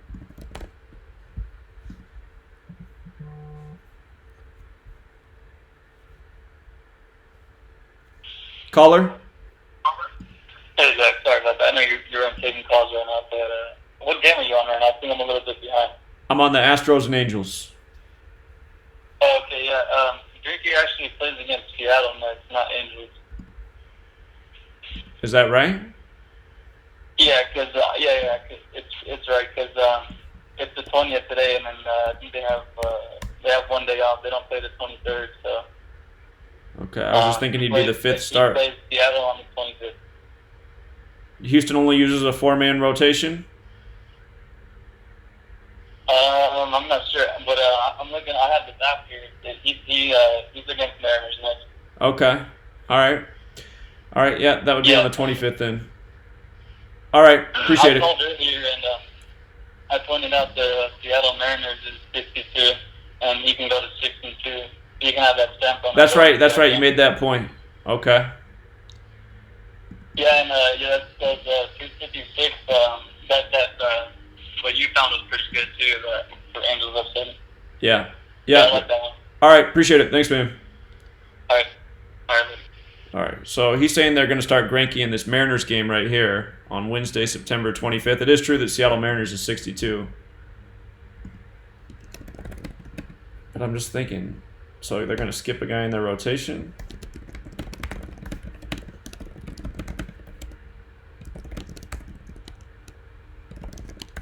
All right, so yeah, if he did lose today and became 6-2 to face the Mariners, that would make some sense.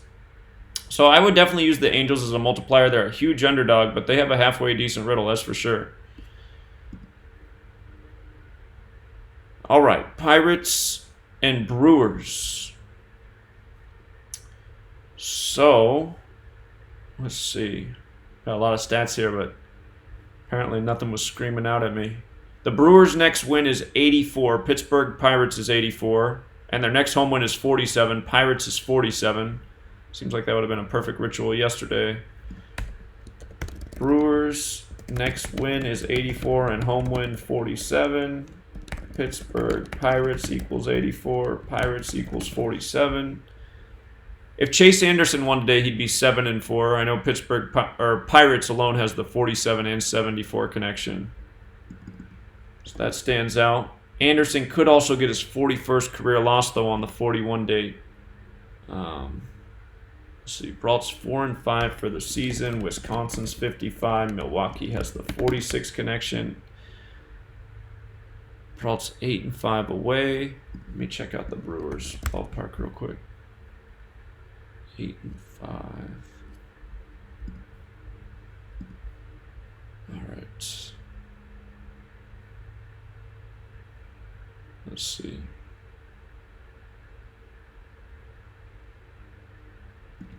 Brault lost, he'd be 1-3 versus the Brewers. M's 13. You got the 41 date numerology, 13th prime.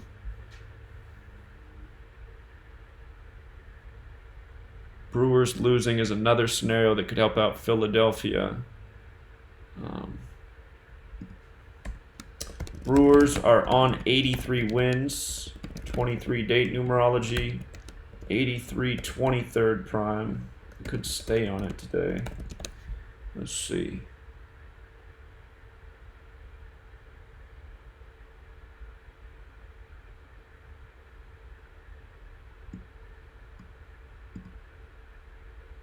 I guess in light of the 41 date numerology, the 13th prime, Brewers could get the 13th win versus the Pirates today. So that's another thought. Milwaukee Brewers is 143. I can't get that.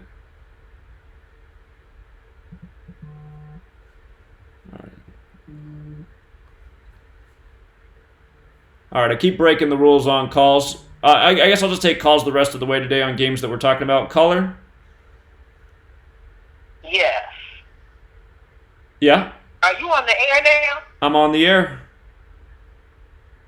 Oh, okay. I didn't even know that. Okay. Well, I want to speak to you privately, so when would be a good time to call you? I'll call you back when I'm done. How about that? Okay, sounds great. Thank All right. you. All right, Bye-bye. take care. Bye. Okay, so anyway, yeah, the date numerology, it would be a fitting day for the Brewers to get that 13th win versus the Pirates. Brault, if he fell to 1-3 versus the Brewers, would fit in. Again, Brewers wear that M on the cap, the 13th letter.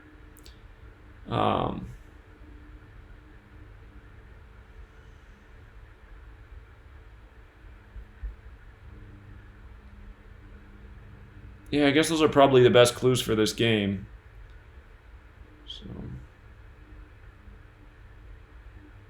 can make an argument. Yeah. So Anderson can improve to 7-4 versus the Pirates. Let's see who he faces next, actually, real quick, for one last point. Could be, does he face Saints? Well, if he lost, he'd have a chance to go to 6-6 against Cincinnati. Anderson faces Reds next. Cincinnati equals 66.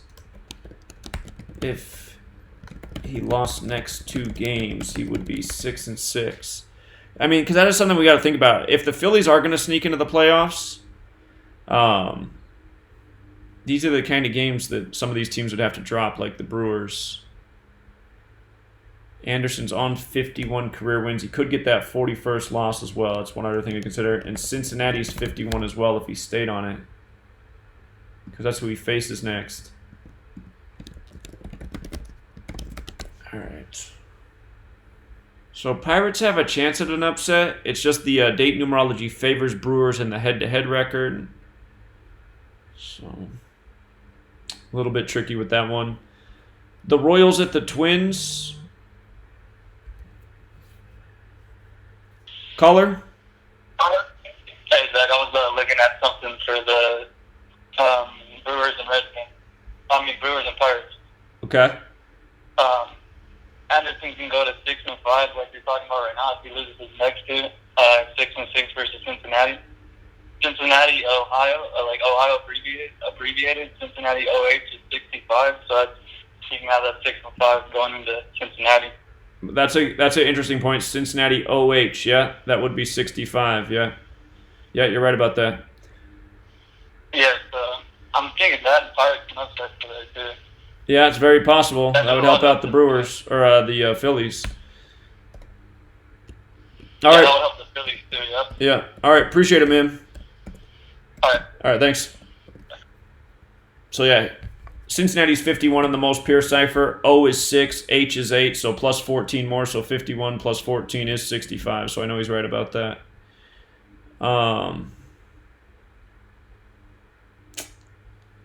Okay. The Royals at the Twins. The Royals could stay on 56 wins today. Again, 263rd day of the year, 56th prime. The Twins, what could go against them today is they could get their 179th home loss all time. That's the 41st prime, and we do have the 41 date numerology. Riddles like that, the prime number relationships and the all-time records are hit and miss, so it's no guarantee. The Twins are 10-3 versus the Royals this year. They did that yesterday. Kansas City Royals 103, the day leaving, 103 days left in the year. And the thing is, I don't believe either team has a connection to the next number in the sequence. If Minnesota won 3, they would be 13-3, like Minnesota's 133. Wait a minute, let me make sure Kansas City doesn't have that connection too. They got the 122 connection. So the Twins would have to win 3 straight to get to 13-3. And I believe that's how many games are left. Yeah. So that could make some sense. 3 games would put them at 13-3 versus the Royals. You know what? That would also give them their 97th win on a 25-date numerology as well. So let me make that. Twins would pick up 97th win on 25-date numerology Sunday if they swept 97 to 25th prime. And keep in mind, the series that begin today, which isn't the Royals and Twins series that began yesterday, but series that began today does have 23-date numerology. Sweep does equal 23, so the series that begin today, keep that in mind. There could be some sweeps here. So anyway, if the Twins win 3 in a row, they'll be 13-3. That would be a Minnesota tribute.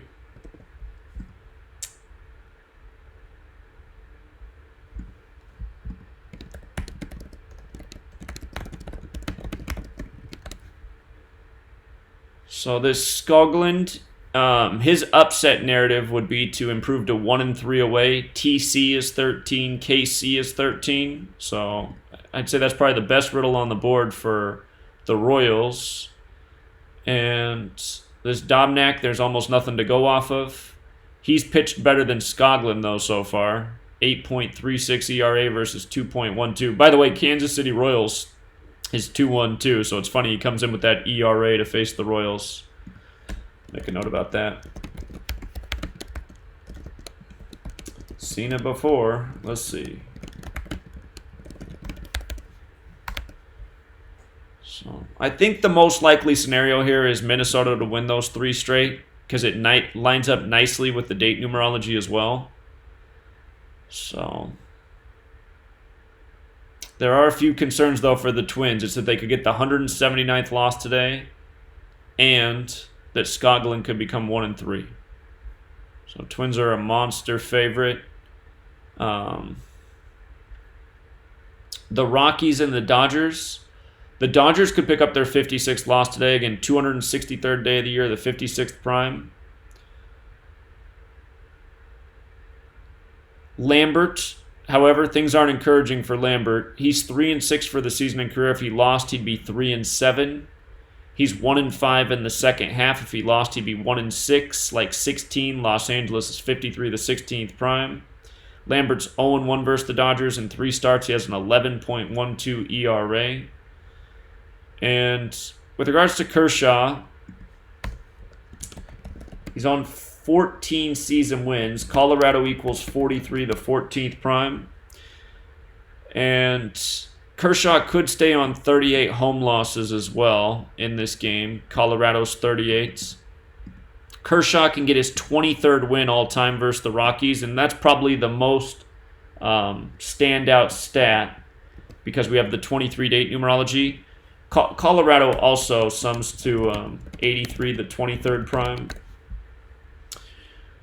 The one thing that's interesting, though, is if he lost, he'd be 22-9. It is 23-date numerology. 23 is the 9th prime. I'd rather just go with the 28 on the 23-date. So I wouldn't say the Dodgers are, they're another monster favorite tonight. Huge line for them. But there are a couple things there that could go against them. However, it looks like Kershaw with the 23rd win versus the Rockies is making sense. And when you look at Lambert's stats, he looks ripe for the loss too. So through the pitchers, things look good for the Dodgers. But because the Dodgers have the shot at that 56th home loss, it gives the Rockies a little prayer. The Rangers and Athletics game. Minor comes in with 59 career losses. Oakland Athletics equals 277, the 59th prime. Remember, again, the A's got their 59th win of the year on 27/7, July 27th. So we know these numbers play with them. Minor could stay on 59 career losses. Minor could stay on 23 losses versus the AL as well on the 23-date numerology. I noticed that Minor was 34-30 away. That's interesting because if he won tonight, he'd be 14-9. 149 is the 35th prime. So he could improve to 14-9 and get his 35th away win of his career in the same game. So that stands out.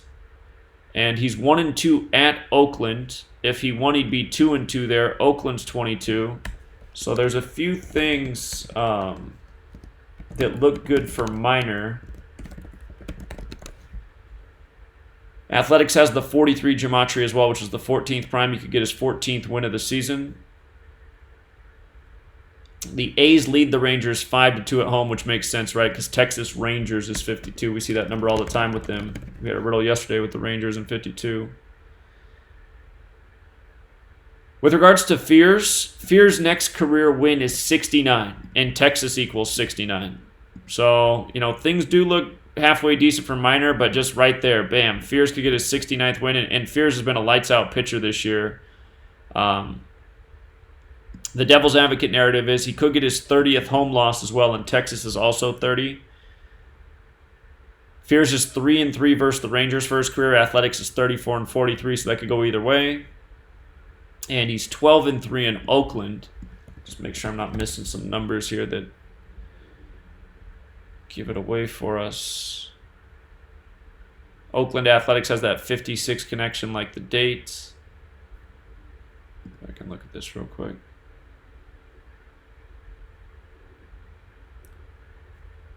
Fears would have to lose his final 2 starts to get to 14-6. I'll just make a note about it here. Oakland Athletics is 155. If he split his last 2 decisions, he'd be 15-5. Athletics is also 146. We'll look at who he faces next. Could be the winning clue.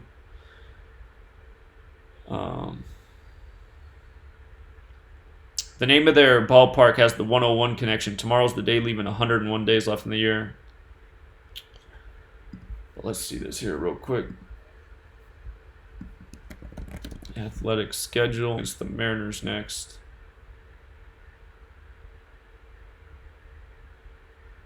Could be Mariners or Angels.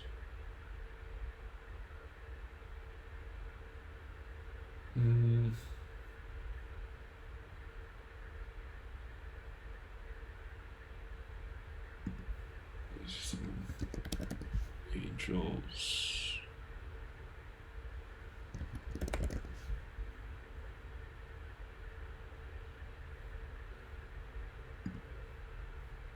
Okay.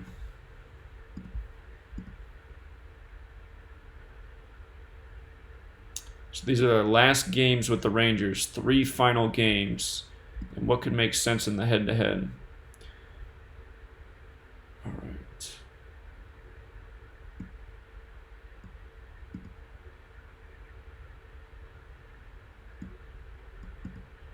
If they won 2 out of 3, they'd have a prime number thing going. They'd be 13-6. Oakland's 41, the 13th prime. 13's the 6th prime. Make a note about that. If Oakland won 2 out of 3, they would finish 13-6 versus Rangers. 13, 6th prime. Oakland equals 41, 13th prime. And that would make them what at home? It would make them 7-3 at home. Rangers is 37. Rangers would be 3-7 at Oakland. Rangers is 37. So that very well could be the way it finished for the year.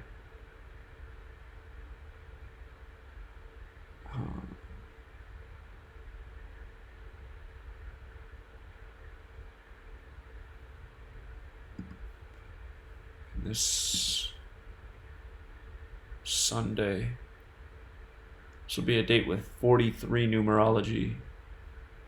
31, 13. It'll be a date with 25 numerology. Athletics 97, the 25th prime.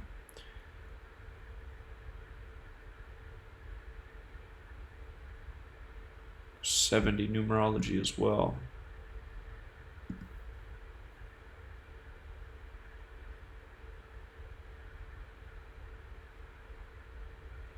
Guess the devil's advocate narrative is if the Rangers won 2, they could get to 34 away wins. Athletics 34. So there's multiple scenarios to consider.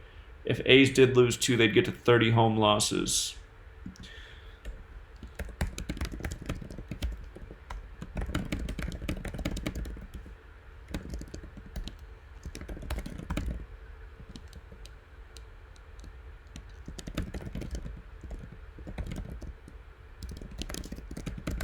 So there's actually multiple scenarios there to consider. I guess the one other thing I should say about Fierce is he comes into the game on 68 wins on the 68 date. But yeah, the fact that he could get 69 versus Texas is tricky. So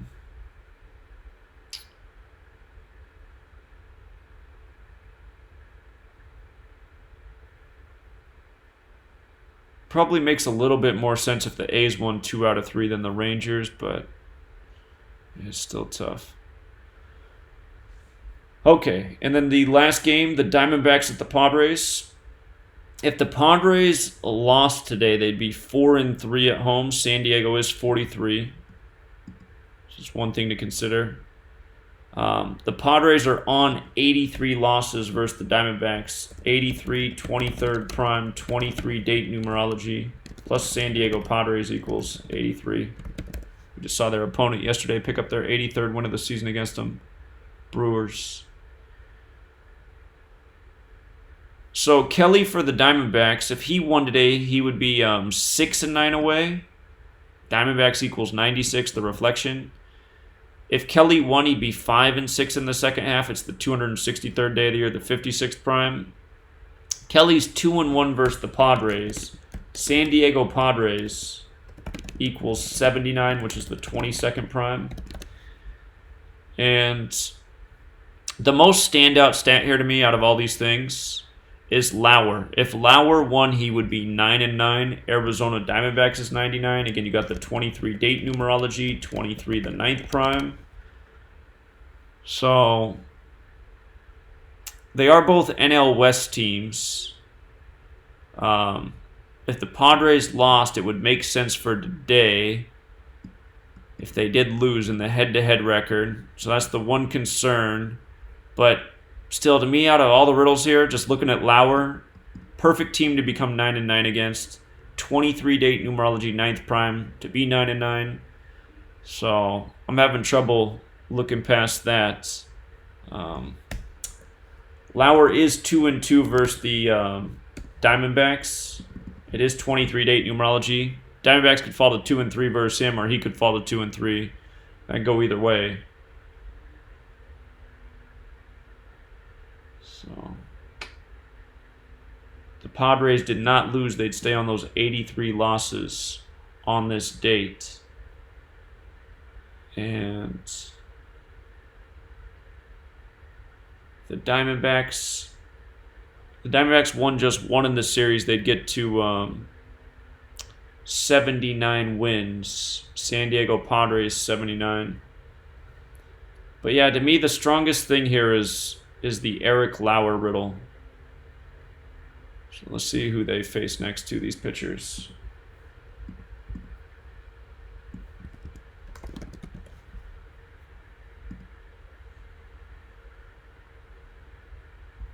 One, two, three, four, five. Diamondbacks. So Kelly will face the Cardinals next. And he could go into that 4-7. St. Louis is 47.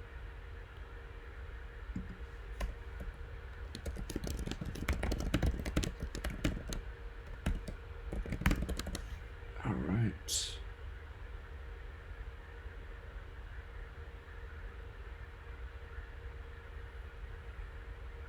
What about Lauer?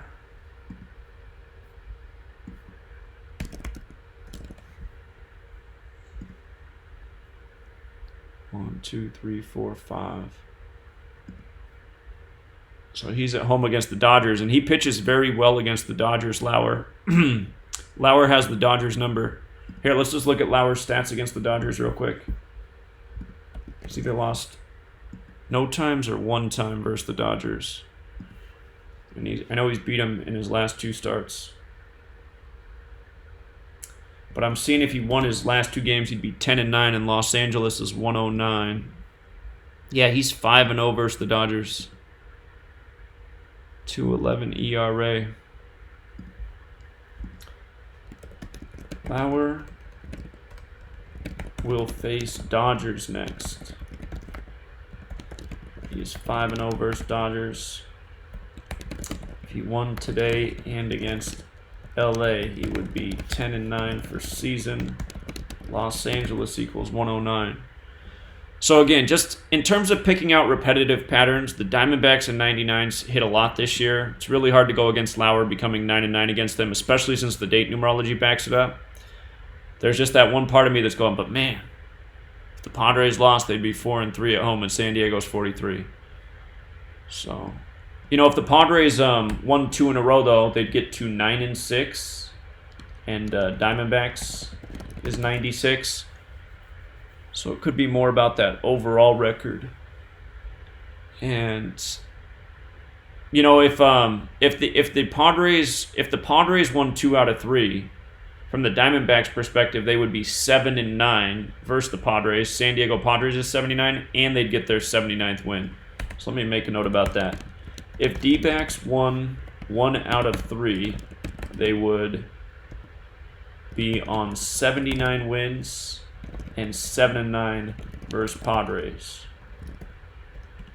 San Diego Padres 79. So that's some math that makes some sense. Yeah.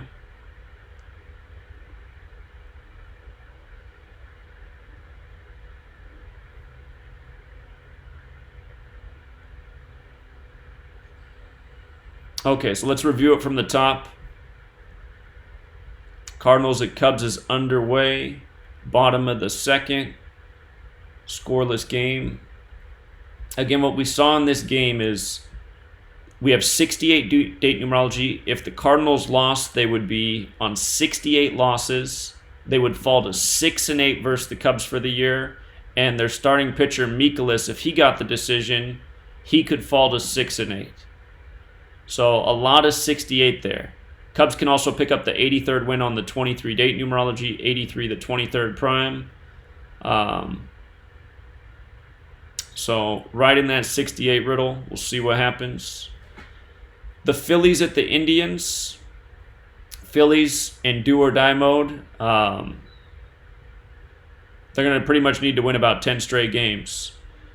And the date numerology goes against the Phillies today. The Indians could pick up their 48th win on the 48 date in Cleveland 48. Phillies need to sweep the Indians. If they did, they'd keep them on 90 wins. Phillies is 90. Notice both teams come in with perfect numbers. Phillies 90, Indians on 90 wins. Phillies on 78 wins, Cleveland 78. The Indians are 5-3 at home all time versus Philly. You know what I realized is if Philadelphia did win 3 in a row, Philadelphia equals 65. Philadelphia won 3. They'd be 6-5 versus the Indians. If the Indians won 1 out of 3, they'd be 6-5. So it could go either way. But Phillies, they really need to do some sweeping. Smiley, he's 4-6 for the season. If he won, he'd be 5-6. 263rd day of the year, 56 prime. He'd also become 4-1 for the season with Philly on the 41 date. He could get his 23rd away win of his career on the 23 date numerology. So quite a few things look nice for Smiley. And if Bieber lost today, he'd be 14-8. Cleveland Indians is 148. You could make an argument for his career win or loss today. And you could also make an argument for him becoming 9-9 at home on this 23-date numerology, the 9th prime. So, Phillies would be a nice payout. They're a pretty substantial underdog. But definitely not a one-way street. Again, the date numerology does favor the Indians. The line seems funny for the Yankees game. Seems like they should be a bigger favorite at home versus the Blue Jays. That said, if the Yankees don't lose today, they'll stay on 23 home losses on the 23 date. Blue Jays equals 23. The Blue Jays would pick up their 48th away loss on the 48 date. New York 48. New York can get their 56th home win on the 263rd day of the year, the 56th prime. And Wagesback could fall to 2-3 away today. The Blue Jays pitcher on the 23 date. Happ could also get his 68th career win on the 68 date numerology, plus Toronto Blue Jays equals 68. So the line looks funny to me. It's just the one thing that's got me going, But, and a lot of these over-unders that are above 9 today, I'd consider taking unders today because 23 is the 9th prime. That's the primary date numerology is 23. So it's just the numbers look too good for the Yankees here. It like lines up in every column. If the Yankees did lose today, I'd have to say, well, the line was the giveaway.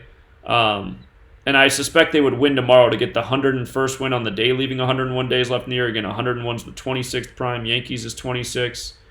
But the numbers are just, they're about as perfect as numbers get. So hard to imagine the Yankees losing with that. The Mariners and the Orioles. Again, Orioles could get that 56th home loss, 263rd day of the year, 56 prime. Mariners equals 56. Orioles would stay on 23 home wins. In the head-to-head record, you can make an argument both ways. If the Orioles got swept, they would get to 107 losses. Seattle's 107. This person starting for the Orioles is making his first career start. If he lost today, he'd be 8-2 for his career. Seattle is 82. That number played yesterday with Seattle. So, I don't know. Mariners, Orioles, not a series, The Mariners have been a team that have just squandered so many riddles this year. It's just, something to keep in mind. But things do look a bit better for the Mariners there. The Red Sox and the Rays.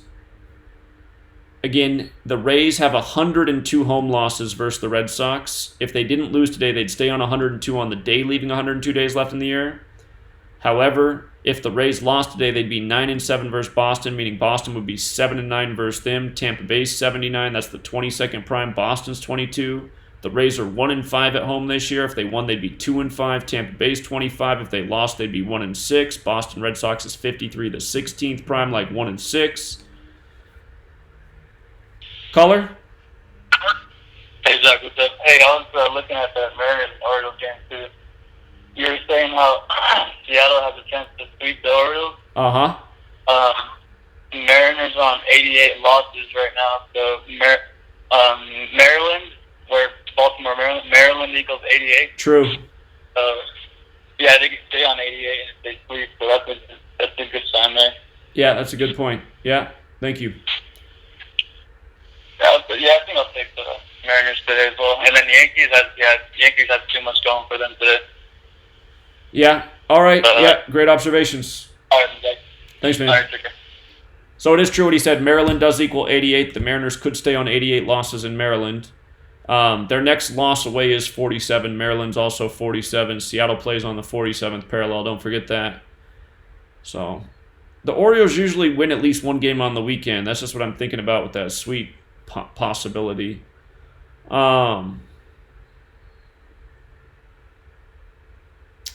Okay. But yeah, coming back to this Red Sox-Rays game. Where did it go? So the head-to-head is majorly conflicted. It's very hard to tell which one of these is going to hit. There's two scenarios that favor the Rays, and there's two that favor Boston. If the Red Sox do lose two games, they will get to 74 away losses. Tampa Bay Rays is 74, so that definitely stands out. Tampa Bay's 47, the reflection. They'd also get to 33 away losses. Tampa Bay's 137, the 33rd prime. So that's there. Porcello, he has riddles for a win and a loss, which is tricky. And it's the same thing with Morton. So personally, I don't like this game today. I'd have to stay away from that game. You could use this knowledge for real-time betting if you see something in the scores. And for those of you guys who aren't doing the real-time thing, I mean, if you listen to the callers who call in, a lot of people are winning the most money by, studying the cheat sheets and watching the games in real time and waiting for scenarios to come up that look, lucrative. Sometimes they like a big underdog when the team has all the numbers to win, and then they come back and win even though they're down 6 runs. So, again, remember you can use this knowledge for real time. For my man out there that likes to put down thousands of dollars per game, I know you're winning a lot, so don't fix what's broken, but sometimes I think, man, you don't need to bet that much per game. If you could just, you could be more efficient with using the knowledge as well. So it's just another thought. But I guess when he was arguing with the trolls a few days, he pointed out he's up tens of thousands of dollars this year, so he's not messing with his method. But sometimes I think, man, as much as he puts down on each game, I know you can win that same kind of profit by betting less with a little more strategy. So just throwing that out there. White Sox and Tigers. The White Sox can pick up the 48th away loss on the 48 date. If the White Sox lose, the Tigers will improve to 4-4 versus the White Sox. Detroit does equal 44 games in Detroit. So those two things make sense. If the Tigers lost, though, the one part that worries me is Chicago's 35. The game's not in Chicago, but there is the 35 connection there. Chicago's also 44 if you use the rule for H, which is the 19th letter in reverse. So through that, it looks like the Tigers got a shot. But then you look at Dylan Cease, and you go, man, he could become 2-3 away on the 23 date. Detroit's the most 83 place in the United States of America. 83 is the 23rd prime. He could also become 3-7 in the second half. Detroit and Chicago are 37. So, that makes some sense. But then you got old Zimmerman, who can improve to 2-11 for the season, and Comerica Park's 2-11. I do think there's a strong shot the Tigers split today and tomorrow. So, actually, with that in mind, let's look at tomorrow's game. Cubs are up on the Cardinals early. Okay, let's keep it that way. So tomorrow you got Nova on the mound versus Tyler Alexander. Well, you have the chance of 2-3 as well, but tomorrow doesn't have the date numerology. Let me see Nova's numbers real quick. Nova 88 and 76. Tomorrow we'll have 24 date numerology. Tomorrow Nova could get his 89th win on the 24 date. 89 the 24th prime. I guess that makes sense. That Tyler Alexander.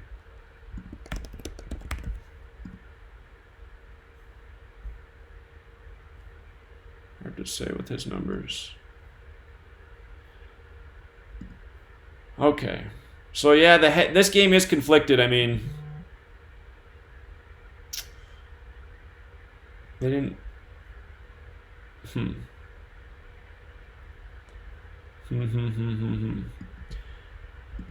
Okay.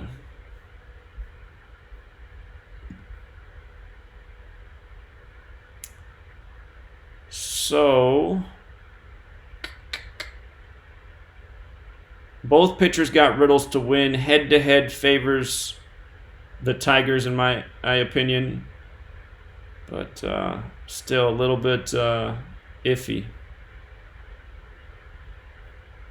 The Mets and the Reds, again, if DeGrom lost today, he would be 9-9.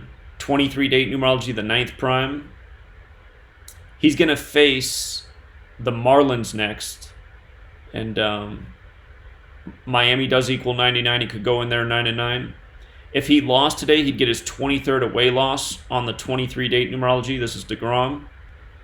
So, quite a few things going against DeGrom. The Reds also have the date numerology in their favor. They can get their 41st home win on the 41 date. And Castillo, I just don't see anything really that goes for or against Castillo today. Let me do something with him. Let me check. There's got to be something. Castillo. Let me do his game log and see what his team is when he starts this year. His team is 17-13 when he starts. It still isn't going to help me out. So Mets are pretty big favorites, but I think the Reds got some numbers here. So Caller did point out that if the Mets swept the Reds, they would get to 82 wins. Cincinnati, Ohio does have Gematria of 82. It also has Gematria of 80 if they only won 1 out of 3. But that caller pointed out that if they swept the Reds and then they swept the Marlins, I should verify that what he said is true. I'm sure it was. He's been making good points, but let me just make sure they got I meant to put in Mets schedule. I was like, wait a minute. Mets schedule. Here we go. 1, 2, 3, 4. So yeah, he's right. So if they swept all these games to the Marlins, they get to 86 wins here. Marlins is 86, and then they'd have to sweep the Braves at home, and Atlanta Braves is 89.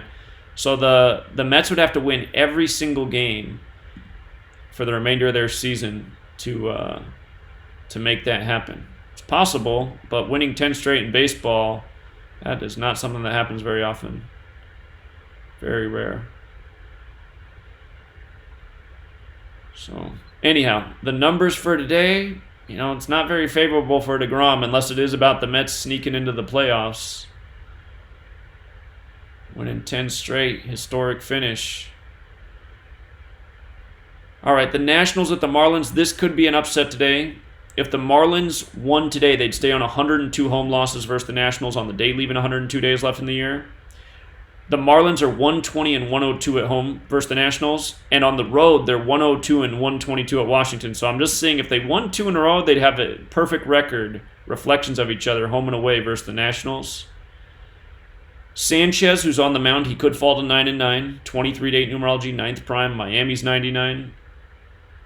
He could get his 56th loss in the second half and stay on 49 wins. Marlins 49, 263rd day of the year, 56th prime. He could become 2-3 versus the Marlins on the 23-date numerology, but keep in mind Marlins also sums to 32. He could become 3-8 at the Marlins Park. Florida equals 38.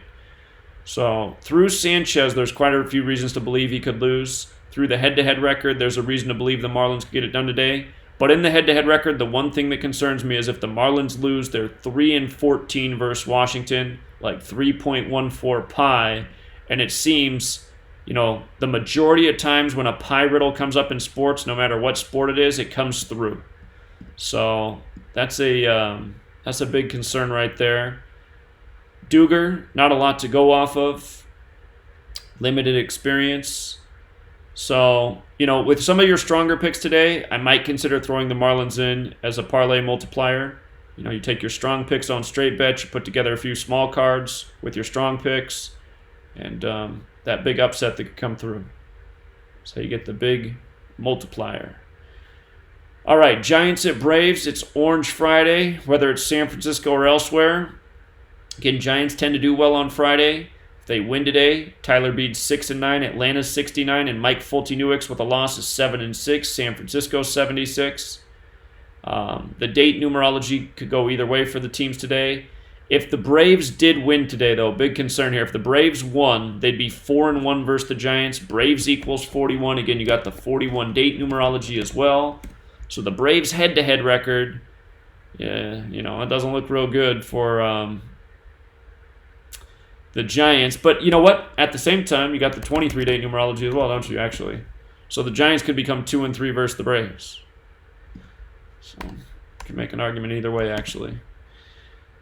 But those pitcher records, that's what's most favorable for the Giants. Fulton-Newix could also get his 41st career loss today on the 41 date numerology. He could also become 3-4 versus the Giants, and Giants is 34. So Giants definitely have an upset narrative. It's not a one-way street, though. Again, Braves do have a chance to get to 4-1 versus the Giants on the 41 date. We've seen a lot of 41 with the Braves this year. But looking at those pitchers, there is definitely a chance. And could be the time of year, Braves thinking they've done the important work. So keep in mind, if the Braves lost today, Saturday's a date with 49 numerology, could get the 49th home win then. Sunday's a date with 50 numerology, they could get the 50th home win. And that's all but certain, right? San Francisco and 50, that hits again and again and again and again. So let me make that note here. If Braves win 2 out of 3, they will have 50 home wins. San Francisco equals 50, the most consistent number with San Francisco. So I doubt Braves to win the series pays very much, but I'd say it's not a bad bet. Very, very likely. It's possible they drop today's game and then come back and win the next 2. So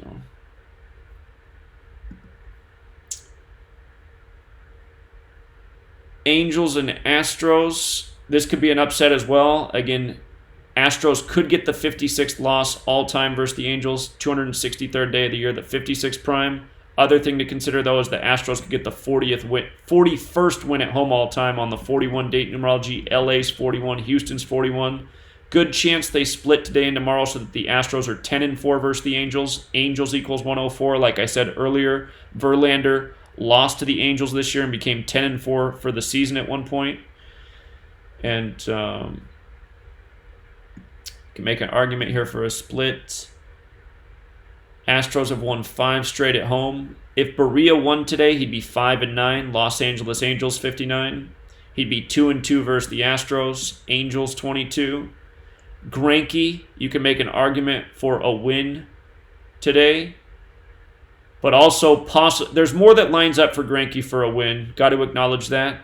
What could go against him is he's 5-5 versus the Angels. If he lost, he would be 5-6 on the 263rd day, the 56th prime, just like how the Astros could get that 56th loss all time.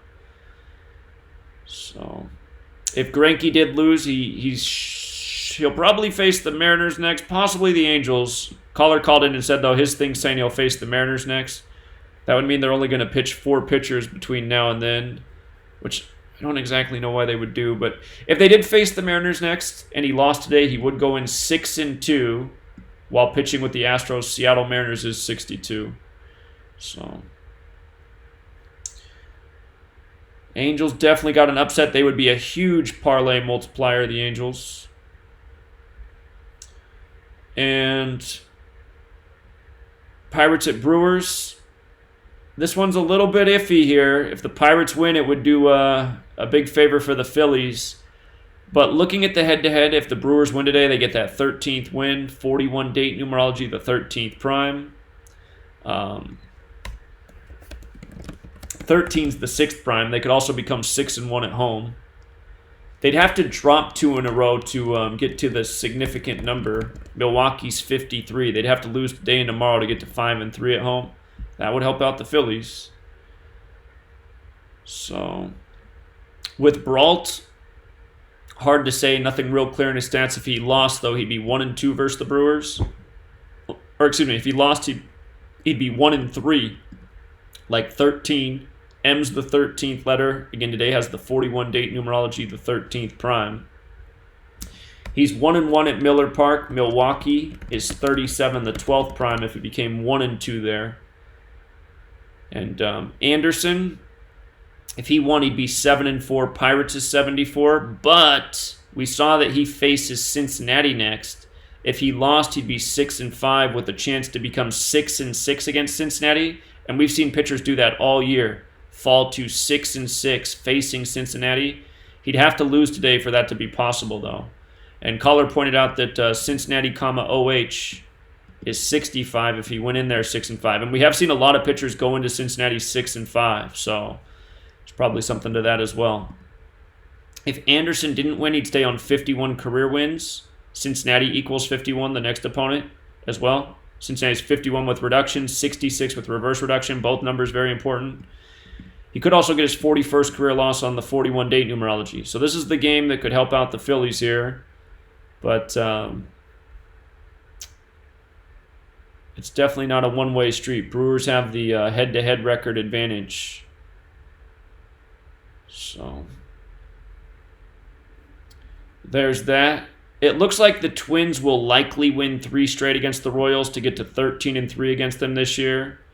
They'd get that 97th win on Sunday. 97 is the 25th prime. Sunday will have 25 date numerology. Again, the series that begin today, 23 date numerology, sweep equals 23. So could see some sweeps. And this one has sweep written all over it. The Royals' upset narrative is that the Twins could get the 179th loss at home versus... The Twins could get the 179th loss at home versus the Royals. So the Royals' 179th win at Minnesota, which is the 41st prime. We do have the 41 date numerology. It's something to consider. But I'm thinking 13-3 is where the symbolic finish is at. The Twins would also be 9-1 at home versus the Royals. The Royals would be 1-9. Kansas City is 67, the 19th prime. So let me make a note about that here too.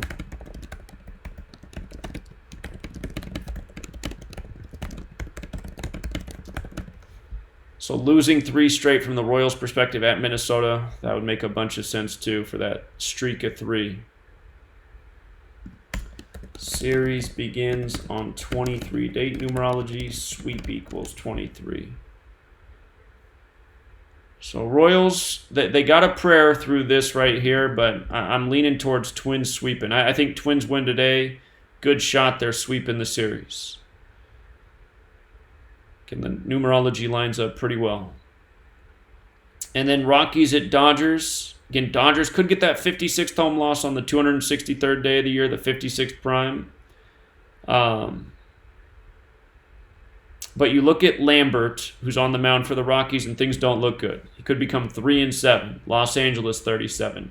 He could fall to 1-6 in the second half. Los Angeles 53, the 16th prime. And through Kershaw, the best thing he has going today is he could get his 23rd win versus the Rockies on the 23 date numerology. 23 is the 9th prime, though. Could get the 9th loss versus the Rockies as well, but I'd rather just go with the direct 23 on the 23 date. So through the pitchers, it looks like Dodgers get it done. They are monster favorites. Like I said, with your stronger picks, you know, you can put that card together, mix in some parlay multipliers. Rockies would be an awesome multiplier. They do have a shot because of the 56th loss for the Dodgers. But again, it's not worth betting more than $1 on trying to multiply that dollar because through the pitchers, you know, it doesn't look very good for the Rockies. Rangers at Athletics. This one's tough today. Both pitchers have a narrative for a win. There's a scenario of both teams won 2 out of 3. So I'd probably shy away from that one. Caller? Hey Zach, is there any of these games that have a good line in favor of an upset that you can like give me so I can put into this parlay that I'm trying to make right now? Like, Okay. who do you think has the best chance to win that has a good line? That Giants riddle, man. Aren't you the Orange Friday guy? Yeah, but I mean, Orange Friday is usually when they're at home. But I've noticed they play well on Friday, home or away. That's what I've noticed. yeah, I haven't been paying attention to the Giants really. I stopped watching them after I figured out sports was scripted. But yeah, I mean, Giants are usually Orange Friday team. But that saying Orange Friday is because at home they always wear orange on Friday on NBC. So the Reds at home have a decent line today. They're a significant underdog. Their riddle's not bad. Okay. And I was just saying the Marlins at home, their riddle's not bad today either. The Marlins at home. Let's see. I'm just rescanning the games to see what the lines are. I don't know if you want to. The Phillies, if the Phillies got an upset today, through the pitchers, the Phillies had a good riddle, but the Indians had the date numerology, so that one's pretty dicey. But I'm just looking at lines in terms of if it's worth the risk. So on Bovada, the site that I use right now, the Angels are plus 285. You think the Angels would be a good one to include? The Angels definitely got an upset narrative today. They do. Okay, so they're plus 285. That's a big payout. So I think I'm gonna include that one. Probably the Giants, they're plus 185, and then the Marlins are plus 210. So yeah, that looks pretty good right there. If they came through, just $1 on those teams would multiply quite a bit. So yeah, and like I said yesterday, I don't like to bet a whole bunch because if you bet a lot, you lose a lot. Like if it doesn't come through. So sure, I'm just gonna try to double or triple up $3 and $4, see what happens. All right, man. All right, good luck. All right, see you. Okay, this Rangers at Athletics game, both pitchers have a decent riddle for a win, so it makes it tough. And then even looking at the scenarios for where the series could go, it's pretty tight. So I don't have a good read on that one. And then the Diamondbacks at Padres, the strongest riddle in this game, in my opinion, is Lauer. We see so much 99 with the Diamondbacks. Arizona Diamondbacks is 99. Today's the 23 date numerology, the 9th prime, a great day to improve to 9-9. And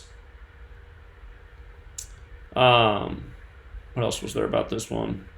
If the Diamondbacks won 1 out of 3, they would be on 79 wins and 7-9 versus the Padres. San Diego Padres is 79, so if that is the way the series turns out, law of averages says the Padres have 2 to 3 odds to win each of the 3 games.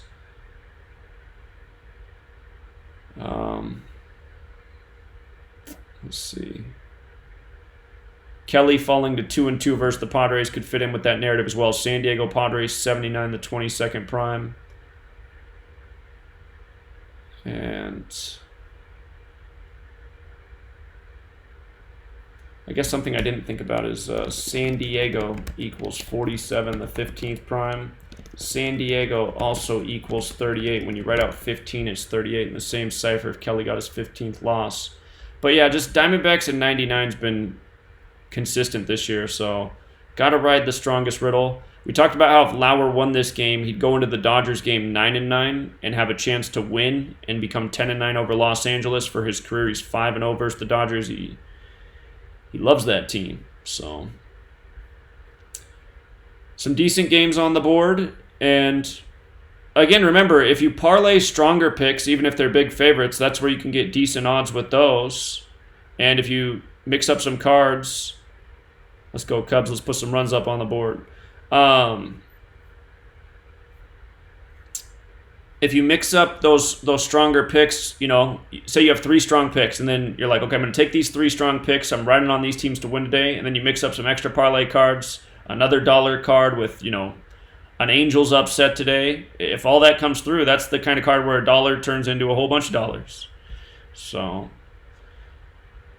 that's the way to mix it up day after day. You don't have to bet a lot to pay the grocery bills. That's what a lot of people do around here successfully. So that's the baseball. And let's take a peek at college football, the games tonight. Again, you guys, part of the reason that I don't feel like I'm doing, I mean, we're doing well. We're getting the majority of games right day after day.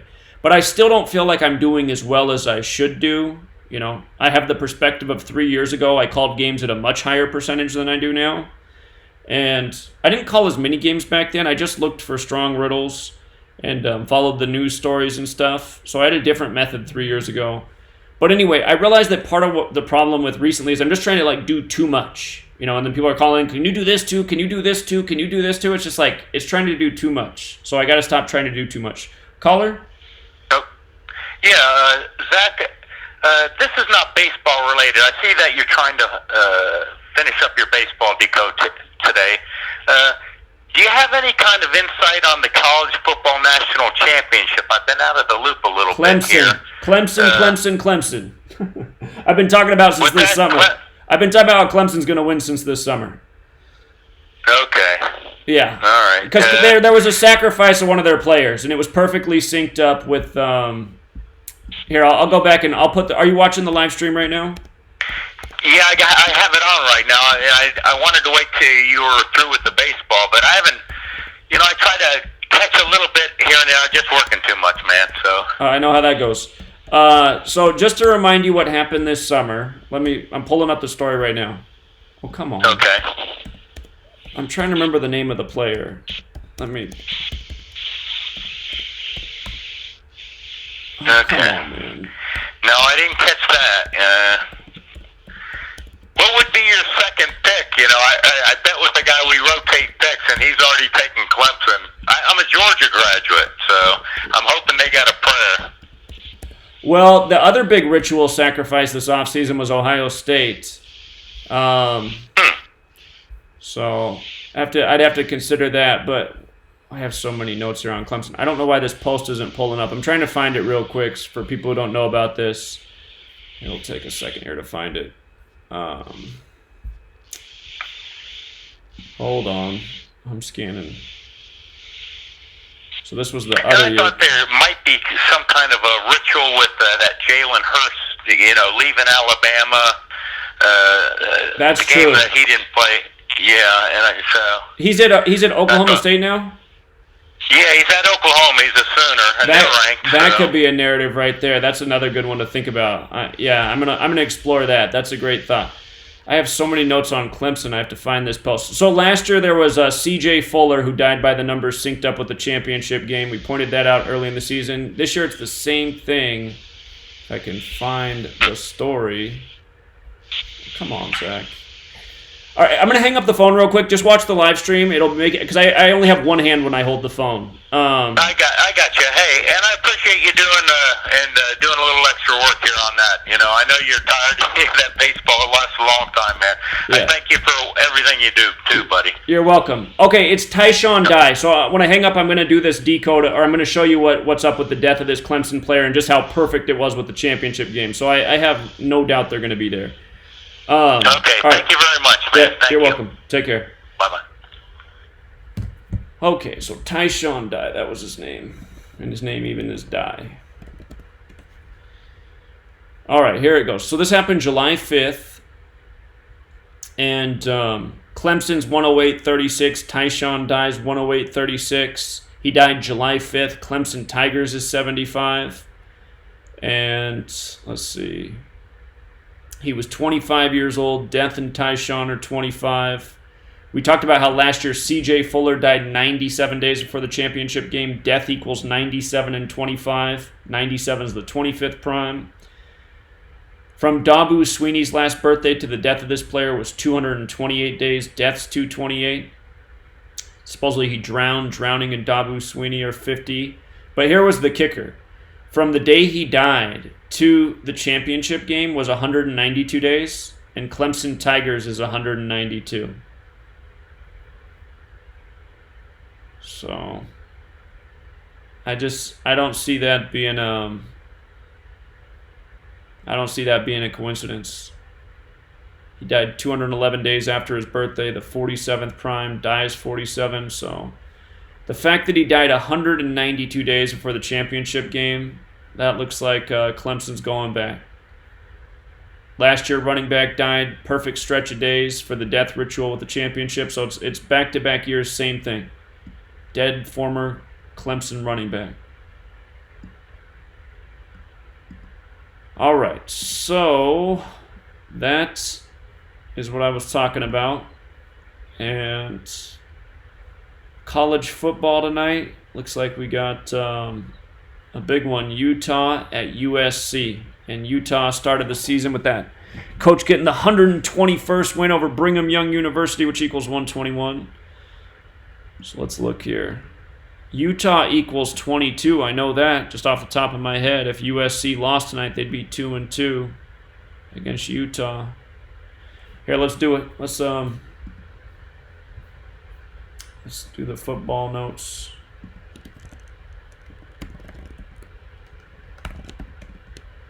All right, Utah at USC.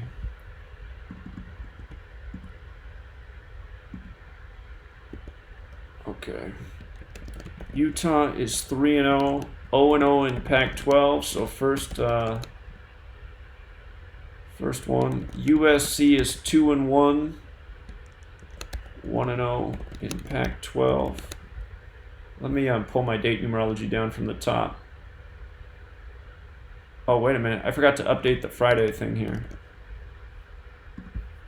Hold on. Realized I didn't do that part of the note. Friday.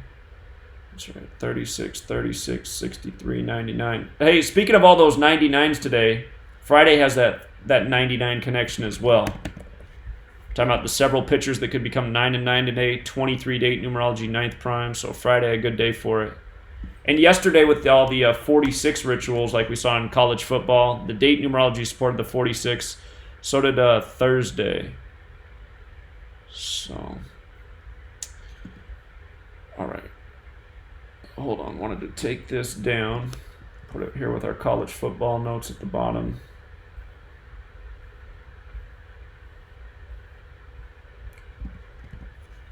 Okay, let's see. All right, let's get the coaches. Utah football coach.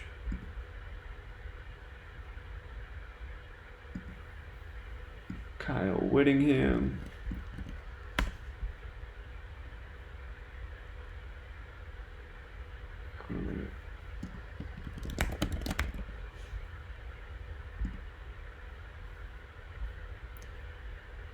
Okay.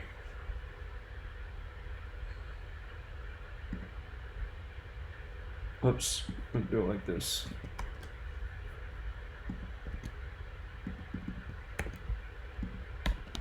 Utah coach is 123-61.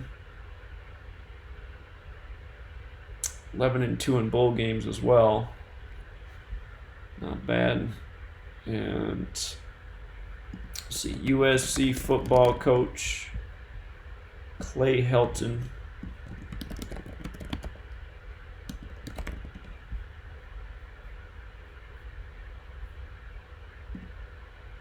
Let's see. USC coach is 34-18. And it means it's going to be his 53rd game. Okay.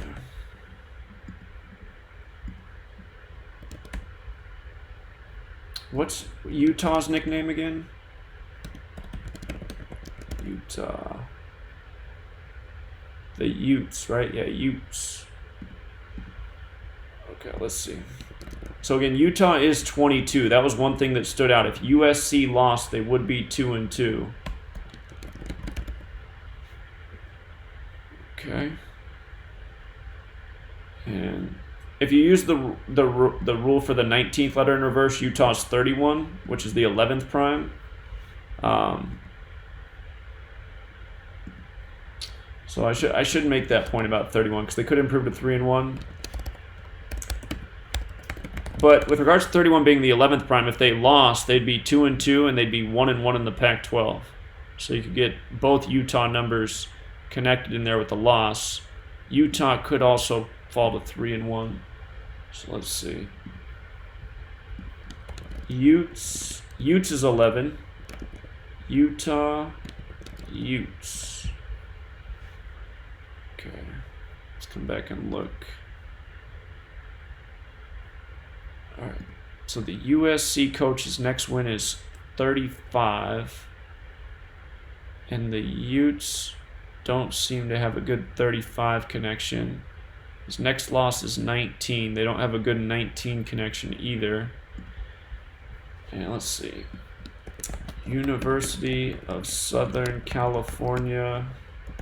What is it? Los Angeles? Los Angeles. 229, the 50th prime. Utah's 50. Let's see. USC.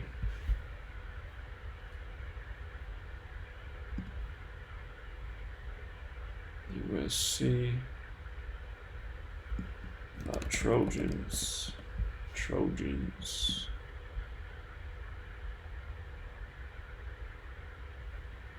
About USC Trojans.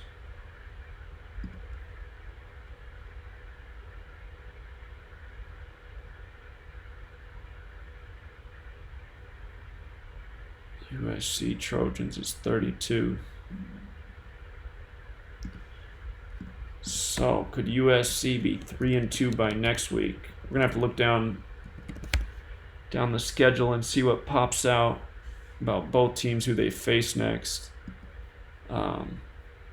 Give me 1 minute to take a break here. Just gonna grab a drink of water real quick, and then we'll continue on. We'll do the rest of the college games for today. So sit tight. 1 minute.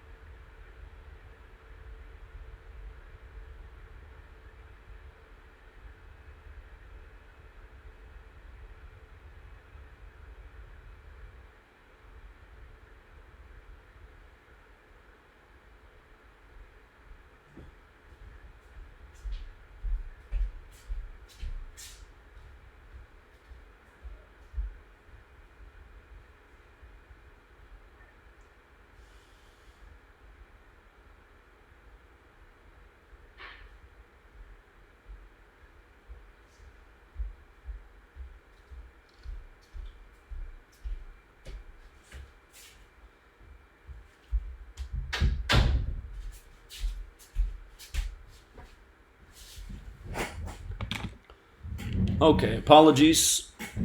So, let's continue to try to figure this out here. Look at the schedules for these teams. USC football schedule. Utah football schedule. All right, we'll look from USC's perspective first. So USC has Washington next week, the Huskies. And that game's in Washington. Caller? Hello? Afternoon, Zach. Good afternoon. Hey, I don't have too much today, just one quick thing. Yesterday, after the Phillies loss, Bryce Harper was asked by the Philadelphia Inquirer about the Phillies' postseason chances this year, and his reply was, I quote, "I don't want to say too much, but we still have a chance for sure. We have a big series in Cleveland this weekend and a big series with the Nationals. I think we'll be okay. We'll be good." I like the confidence. It's definitely not out of the question, man. I still just keep looking at October 1st. Until they're eliminated, I'm going to keep believing. But, yeah. Yeah, that's the thing. Like, I've been with you every day, for a long time now, but I haven't really seen too many crazy things coming out for the Dodgers in Los Angeles. There's been some stuff, not anywhere comparable to Philadelphia, though. Right. All I can think about, if it's not the Phillies this year, is because they've run the Riddles alongside the Yankees all year, Phillies and Yankees, even with the recent death of that farm league player who played for both teams.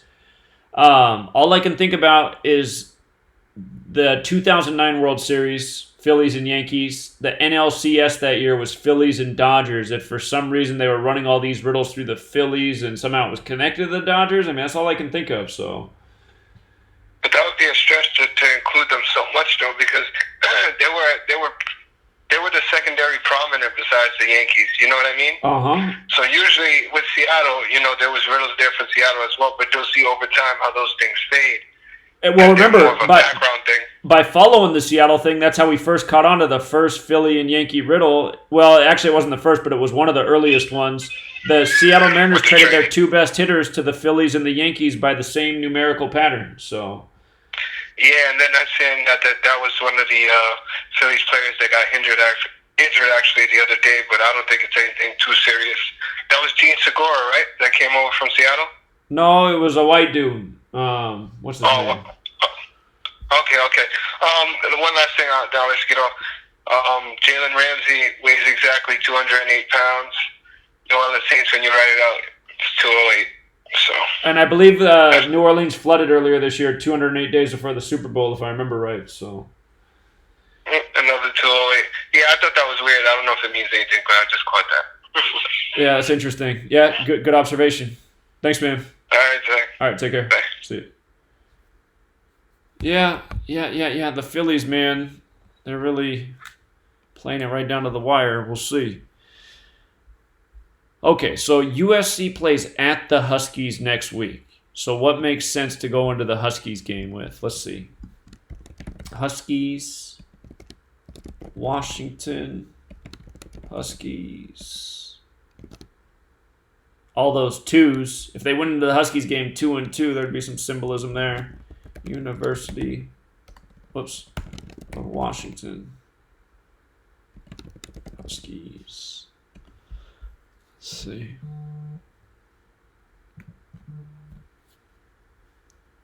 Caller? Hey, Zach. Hey. Hey, I was wondering if I could make a baseball observation. Please. Okay, so I know you're kind of like you kind of with the Yankees Phillies things, but I have something else that I've noticed. I was thinking about the death of Luke Perry. Okay, right. Okay, and he was on 90210. 90210 debuted in 1990 at the end of the year, like in October, right in baseball season. Okay. But according to what I've read about it, it wasn't well perceived in the beginning. Okay. So it ran through the calendar year and into 1991. Mm-hmm. And because it wasn't perceived well, what they did is they did something called, you might want to check this on the Gematria Database, a summer season where they continued to film and make episodes all throughout the season. Okay. Coincidentally enough, when I did the reading about it, all the reading you do about 90210, pretty much any article or anything anywhere, even with the new stuff, they start the wording as typically like this. Minnesota twins Brandon and Brenda Walsh moved to Los Angeles, Beverly Hills with their parents. Typically that's how it's worked. The funny thing is that year, 91, that their summer season ran through, that's the same year the Minnesota Twins won the World Series. Huh. So there's this pattern with these twins from Minnesota, and they moved to Los Angeles, and then it happened that year. So like it shows everything that you say is that the narrative fits the story. Right. So now this year they did a reboot of 90210. Right. And I didn't even know baseball that well. I had to actually look it up to see if the Twins were good this year. Uh-huh. Coincidentally, right? The Twins are good this year, and now there's this reboot. So I'm almost kind of wondering if that's the riddle for the Twins. Huh. Well, the funny thing is Luke Perry has those super. You know how we talk about how they mix the riddles. Luke Perry has those Super Bowl numbers on him. Huh. Yeah, that's a good observation. Yeah, that's interesting. So just something, and there's a lot of that 52 connection because the new season's 6 episodes long. We read out 6. The sum's at 52. Minnesota 52. Luke Perry dead at 52. Yeah, Minnesota 52. Mm-hmm. Yeah. Yeah, so just an observation. Like, I like futures, you know what I mean? I called with the Lions thing and stuff. So, like, I know other people do. So, if anybody's putting on futures or anything, that's an observation. For I people to remember think about. Luke Perry died the same day as the front man for the band. What are they called? The Firestarter guy, the Breathe guy, Prodigy. Yep. So they died the same day. So that was March 4th, right? Date written 3/4, 4/3. I think that is right. Yeah. From that day until Game 6 of the World Series is 239 days. Huh, the 52nd prime. The 52nd prime. The original season debut. Oh no, the season debut was it this year? Yeah, the season debut this year of 90210 has 54, 27, and 34 date numerology. Huh. And we see how those numbers connect all the time. From Luke Perry's death till the season debut of 90210 was 5 months and 4 days. Huh. And from World Series Game 6, where I think that's where it will end, to the Super Bowl is 3 months, 4 days, like the date he died on. Huh. Did you have a chance to type in summer season? Summer season. Here, I'll do it real quick. So you'll see that it's 162, 45, 162, 72. Like so we see the 162s, but if you check on the reflection of the 40, the 54, and the 27, you see how those are big baseball numbers as well. So they were clearly coding it back then and letting people know that they were going to the World Series and going to win. Who's that? The Twins? The Twins, yeah, 91. That's clearly what this was about. So now that I see it coming up and happening again, I kind of wonder if the Twins are going to make the World Series again. Well, that would be something else. I mean, it's a very interesting observation, so I'm entertaining it. It's just, man, the Yankees have just had so much synced up this year. I'm gonna have to explore that. You know, I want to just observe it and make it note of it, because I do know that they're giving away division winners and stuff like that throughout the year. Sure. So at least if we make note of it and we go back and we say, oh, you know, if we can reference 43 as opposed to 57 or the 131, you know, we could try to tell how they stack the bricks. That's all. Sure. Yeah, indeed. Cool. All right, appreciate it, man. Thank you very much. All right, take care. Okay. So, yeah, it's very interesting. All right, trying to figure out this Utah-USC game. Where was I? So the first thing that just jumped out so far is that if USC lost, they'd be 2-2 versus Utah. I know that 22 plays with Utah, so that stands out. And they play the Huskies next, USC. Washington Huskies is 2-2-2. Utah, they play Washington State next. Cougars is 30. If, well, I guess they can't go in there 3-0, huh? They'd have to go in there 4-0. When you write out 40, it equals 84 like Cougars. Washington State. It's 84 as well, just like, Washington State University Cougars. Washington State Cougars. Just trying to find, actually, I see something there. Oh, damn, it's one off. I thought I saw something. I was thinking if Utah coach won this week and won next week over the Washington Cougars, it would line up, but he's one off. Again, I'm always looking for those riddles where the coaching record lines up.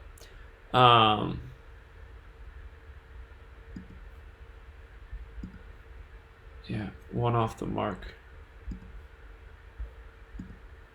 Where was that game at? The game's going to be in Utah.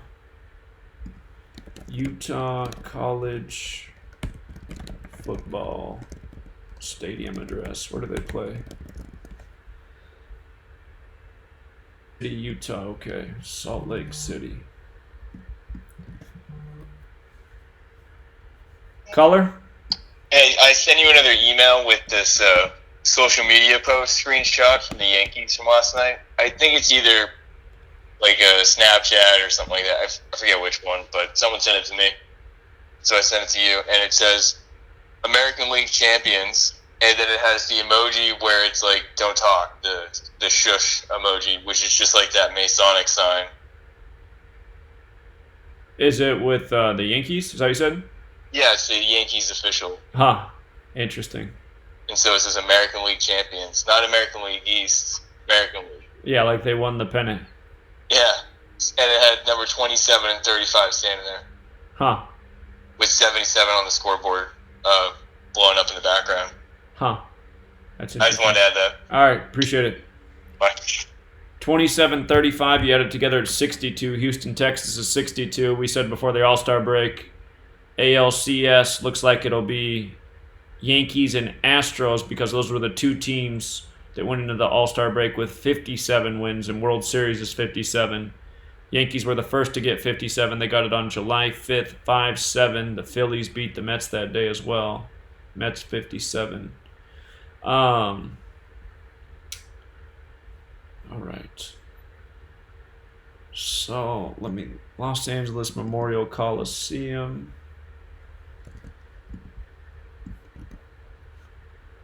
149, the 35th prime. Los Angeles, CA. Let's see. 113, 30th prime. If Utah began the year 5-0, Utah is 50. Let's look further down Utah's schedule. Then they got the Oregon State Beavers. Utah's supposed to be the boss this year, starting 5-0. This date of this game, 22, 34, 4, 5, 17. Wait. No, 16 date numerology, 34 and 61.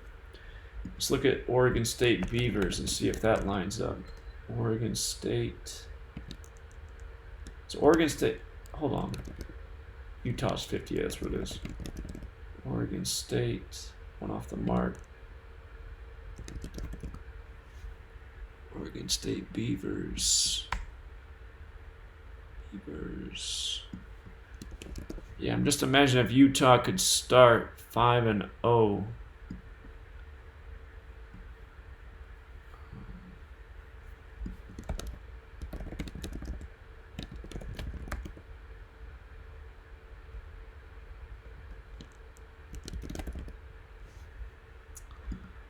Not quite lining up.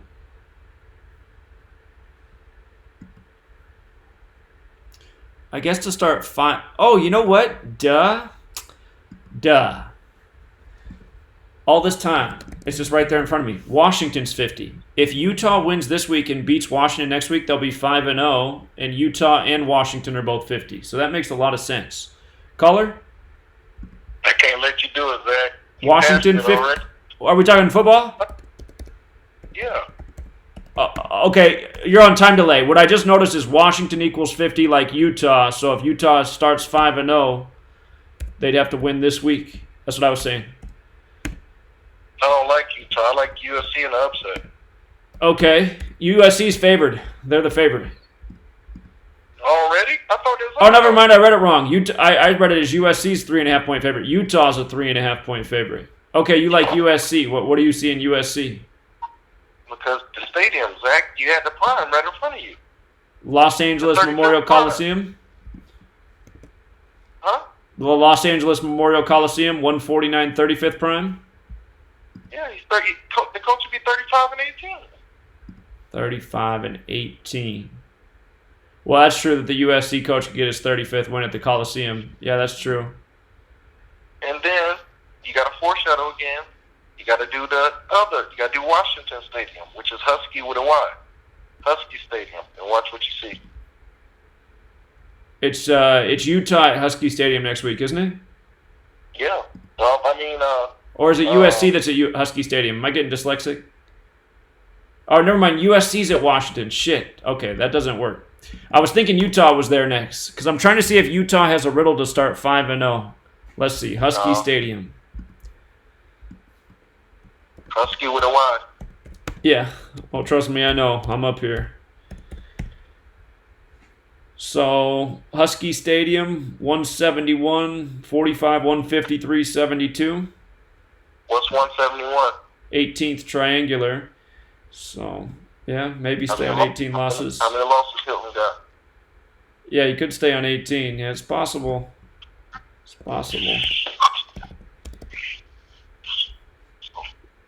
Yeah, you could be right. The venue does bode well for USC, but man, Utah in 50 is a number that shows up a lot too. They're 2 games from getting there. Oh, I ain't making no pick. I just gave you observations. So. Yeah, well, it's a good observation. Do appreciate it. Yeah. Okay, man. All right, thanks, man. See you. Yeah. Shoot, for a second I was thinking Utah does play a Washington school next week, but it's not Washington, it's Washington State. It's not quite the same. If Utah wins this week and next week, they will be 5-0. Utah equals 50. They play Washington State next week. Washington equals 50. Yeah, his stadium observation. Again, I always like picking a game when the coach's win-loss record syncs up with the school, especially the full name of the school. Just like the first Utah game of the year was perfect because the coach got his 121st win over Brigham Young University, which is 121. That's what I like to see.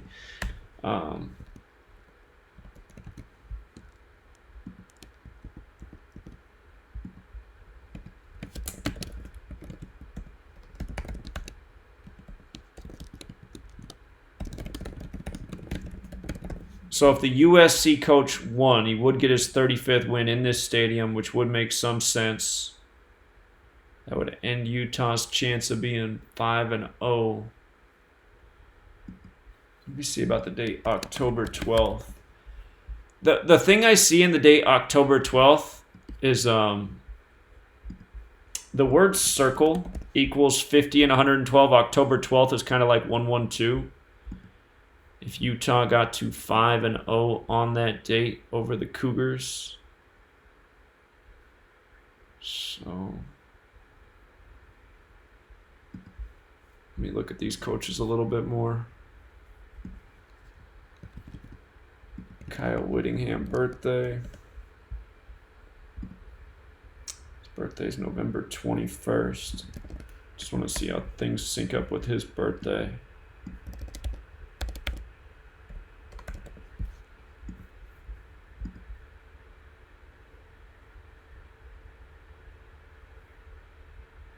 It's 62 days before his birthday today, or a span of 63 days. USC Trojans.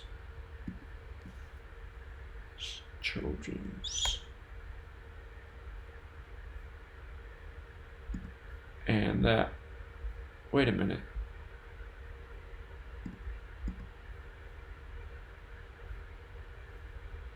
Or he would go into that game 5-0 on October 12th if that happened, but he'd become 5-0 on September 28th. September 28th.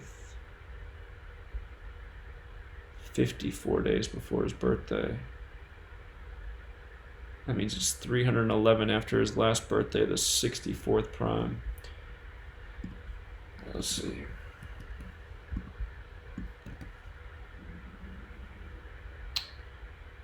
His name is 185. What did I just see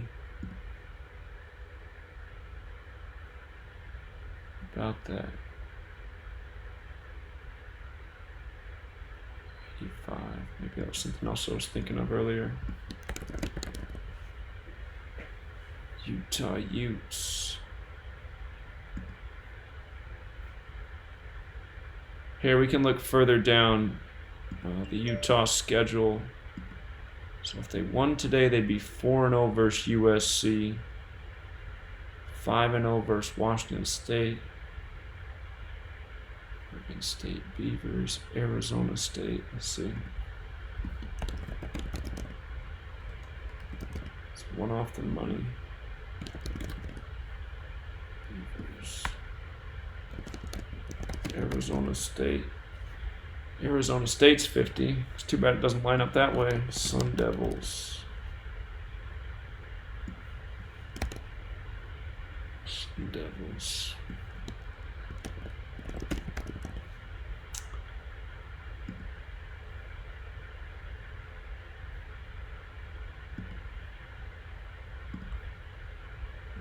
the USC schedule a little bit more. So if USC lost today, they would fall to 2-2 versus Utah. Utah is 22. And then they would go in 2-2 to the Washington Huskies, who are the 22 seed. Remains to be seen if they'd be the 22 seed next week.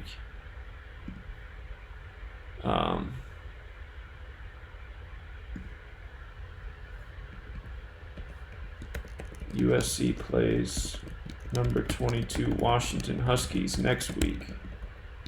Washington Huskies equals 2-2-2. And remember, George Washington, Washington Huskies, his birthday is February 22nd. For some more 2-2-2.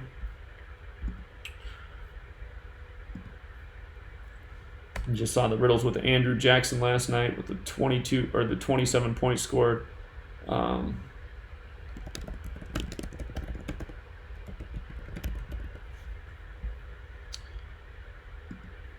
What about Notre Dame Fighting Irish? Notre Dame Fighting Irish 1-2-2.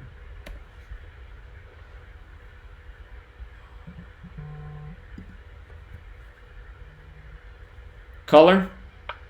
Hey, Zach, I got one more observation. I think all the teams that equal 100 gonna win Sunday. On the day leaving 100 days left in the year. Yeah. Week 3, 100. That would be symbolic. I just don't want. I just make observations now, so me and you don't be on the same page. I don't want to say I'm just throwing out observations. People can take it how they want, but I think all the teams that equal 100 gonna win Sunday. I think we need to do like you said, call it a grocery parlay with it. Sure. Yeah, it could be. That'd be quite the ritual. If you could do us a favor, I'm not asking you to do a lot, but list all the 100 teams. Yep. Yeah, thank you. Yeah, that's not a hard thing to do. It's all in that packet, but I know one off the top of my head is San Diego Chargers.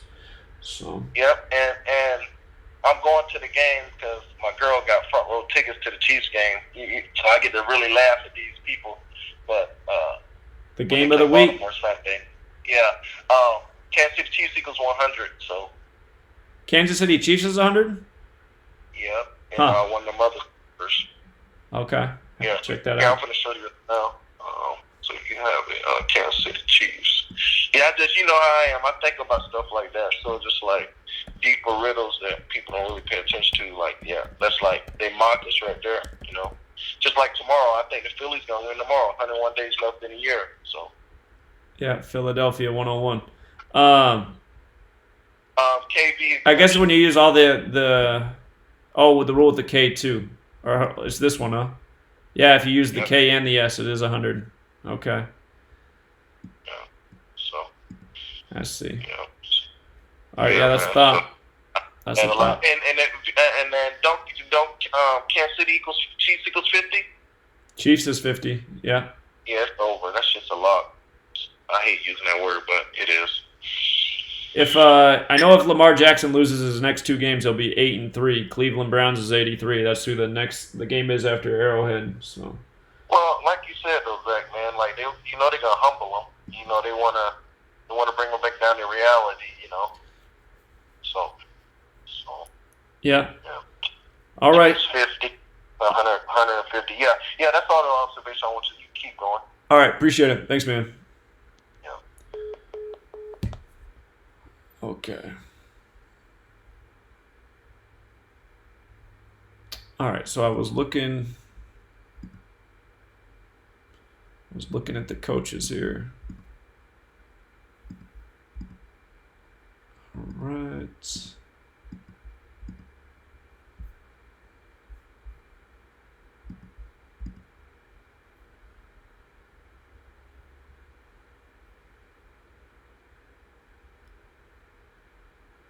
USC falling to 2-2 versus Utah. It's just 22 is that big football number. 22 men on the field. Utah's 22. I wish it went with the date numerology.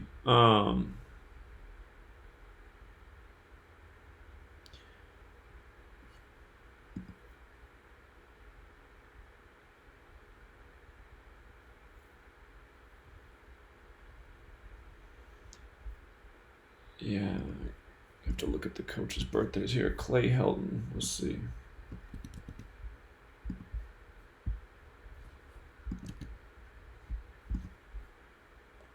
June 24th. He's got the same birthday as Freemasonry.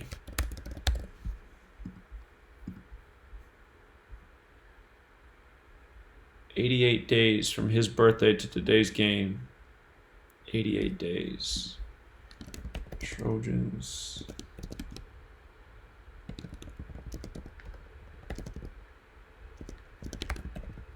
Trojans is what did I just see? USC's 20. USC's 2-1 now. Let me see. Clay Helton. Helton's 88. It's 88 days after his birthday.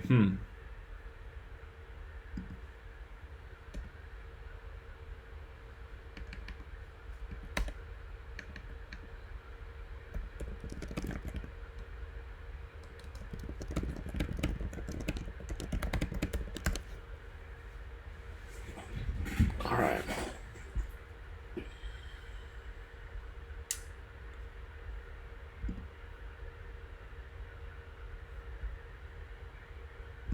Spending too much time on this.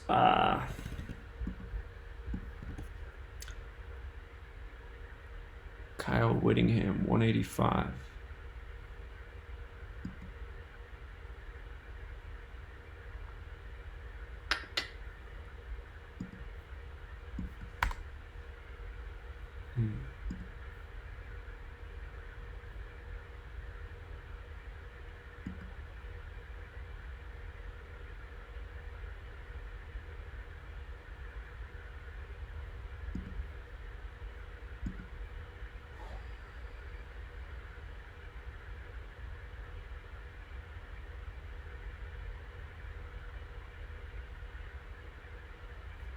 Record again. 418.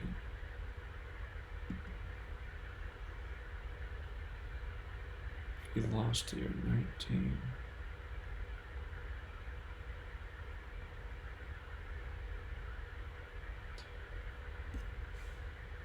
Anyway, it's tough because if you don't find the riddle with the coach where they can pick up the win or loss with the full team name, college football can be real suspect. So I just see the symbolism in USC falling to 2-2 versus Utah. Again, big football number 22.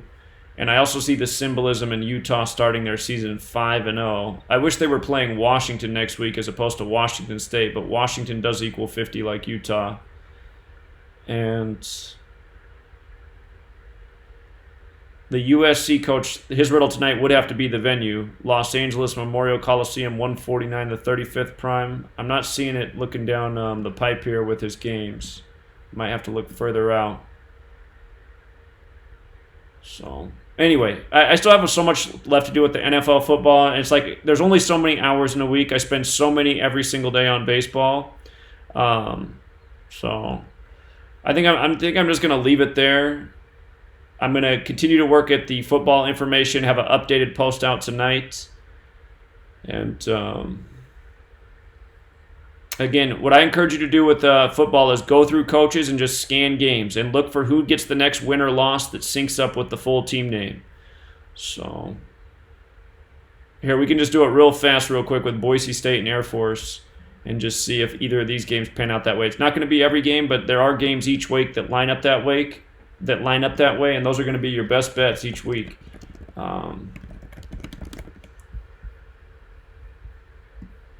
Let's see, Brian Harsin coaching record.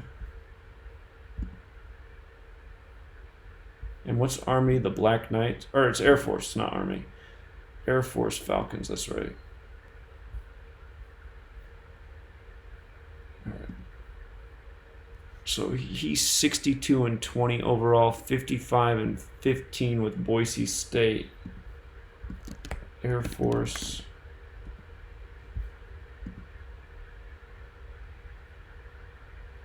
He could get that 56th win today. Remember, today's the 263rd day of the year, the 56th prime. Air Force, Falcons. Caller? Hey, Zach, can I ask you a question? Yeah. Okay, so I noticed for Charlie Manuel, right? Right. He finished with 780 career wins with the Phillies. Uh-huh. And they're sitting on 78 wins. And his first year as a Phillies manager, they went 81-81. And the Phillies sweep Cleveland, they can get to 81 wins. Huh. What do you think about that? That's interesting. Charlie Manuel, I believe he was hired. Yeah, that'd be another thing to go back and document to see what the record is with the Phillies. He was hired on the 13th of August. August, that sounds right. So, and they did some major riddles with him at first. The Phillies got the hottest they'd been all season, and then they cooled off. Yeah, I checked the record since they got him. They're at 17-15 since he came on as the hitting coach. 17 and 15. And they have 11 games left. 17 and 15.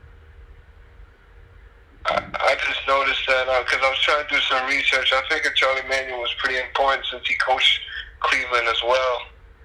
Yeah, I'm just thinking if they won 9 out of their remaining 11, I don't know if that would be good enough to get in the playoffs. They'd have 26. Yeah, they seriously would have to be 10-1, I think, honestly. Yeah, I'm just thinking 26 wins would be symbolic because Philadelphia's 101 the 26th prime, but yeah, I think they got to win pretty much every game, at least 10-1 to get in. So. And then from Charlie Manuel's from the wild card game to Charlie Manuel's birthday is 3 months and 3 days. Exactly. So I thought that was interesting as well. Yeah, that is interesting. I don't know. It's just plaguing me, Zach. So I was just wanted to see what you thought about it. All right, yeah. You got off. It is a good thought. So, yeah, good observation. All right, I appreciate it. All right, take care. Caller? Hey, all right. I know you're tired, man. I'm going to take you home real quick. All right? All right. All right. We're going to finish it right here. Boise State Coast got 15 losses. Their next game is against UNLV. UNLV equals 15. Yeah, that's a good sign right there. So. Yeah, and they play on 10-5, like 15. So. 10-5, yeah. That makes sense, too. Yeah, that's a good observation. All right, appreciate it. Okay, so does he pick up something this week? Here, let me write this down real quick. Air Force at Boise State. All right, Air Force coach is... Well, I got the Boise State coach first. Boise State coach is 62-20 all time. Boise State coach is 55-15 with Boise State. So what stands out about that is, again, today, 263rd day of the year, 56th prime. Those 56 could really show up today. So that stands out. And Air Force, are any of these numbers hitting?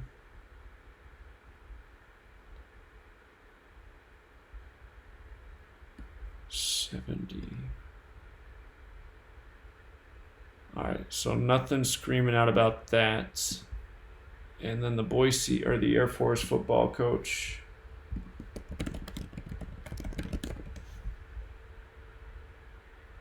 Troy Calhoun.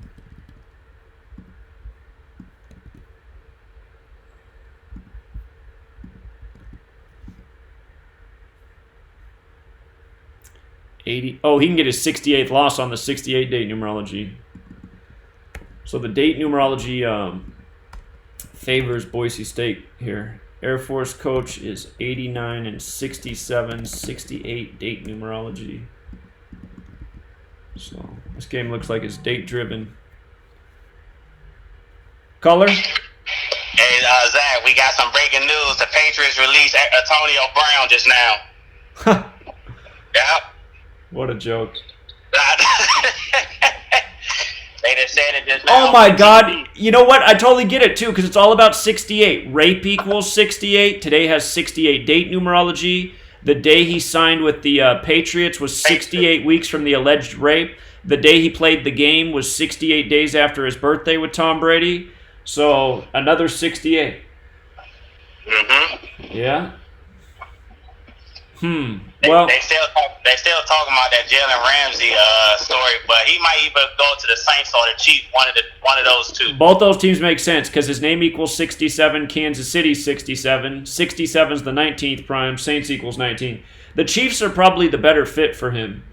So. Yeah, because they really need a strong corner. Right. Yeah. Exactly. And Cam not playing this week. He out with a foot injury. Right. Yeah. Yeah. Yeah. So. That's all I call for. All right. Appreciate it. Thank you. You're welcome, man. All right. Take care.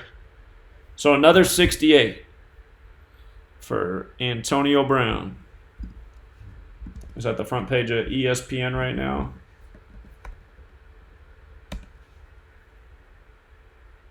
Well, not yet.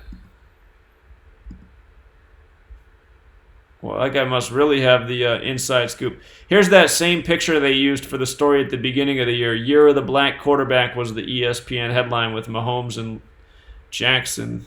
So we have to go back and look at that. Caller? Hey, did you hear Patriots cut Antonio Brown? Somebody just called in and said that. Yeah, and I just... you must not be listening to the live stream. No, I'm not. Yeah. Yeah, 68 date numerology. The whole rape ritual 68. Rape equals 68, so... Oh, man. All right. Yeah. All right. Take care, man. Thanks. Okay. Okie dokie. So yeah, the date numerology is very supportive of both sides of this game. Air Force coach getting that 68th loss. Boise State coach getting the 56th win. And what's Boise State, the Broncos? Yeah. Let me just double check that real quick. Boise State, Broncos. Whoops, hit the wrong thing. All right, let me fix that.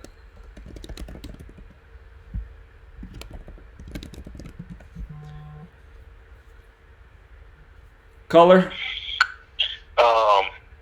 Yeah, I'm chiming in on that, Zach. Let's try to think where he's going, Zach. Once you put it in the calculator, where you think he'll go next? You know he's gonna go somewhere. I gotta look at who has the 68 connections. Okay. So, I imagine it's you think he going? I think he's gonna go to a Super Bowl team, Zach. Whoever goes to the Super Bowl, he's gonna play on one of them teams. What you think? I'm not sure. I'd have to think about it more, but I just see what they're doing with this 68 number, so. You know what I was thinking, Zach? I just want to call in and see how cold Vegas is, Zach.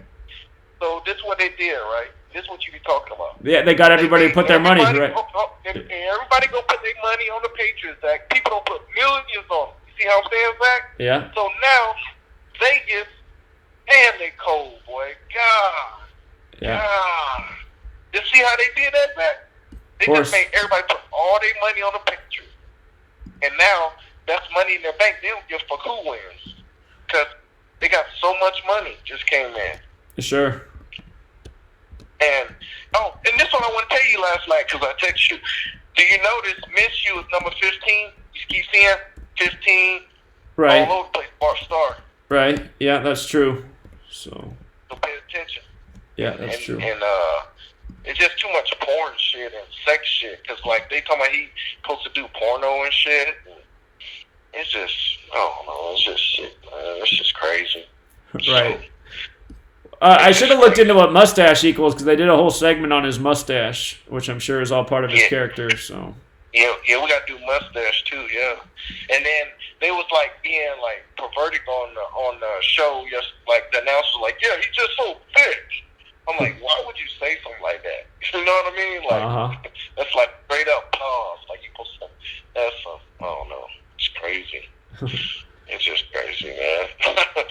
Weirdos. But yeah, man, it's gonna be interesting to see what's happening. But they making NFL like WWE now. That's for sure. It's been that way, but yeah, it gets worse every year.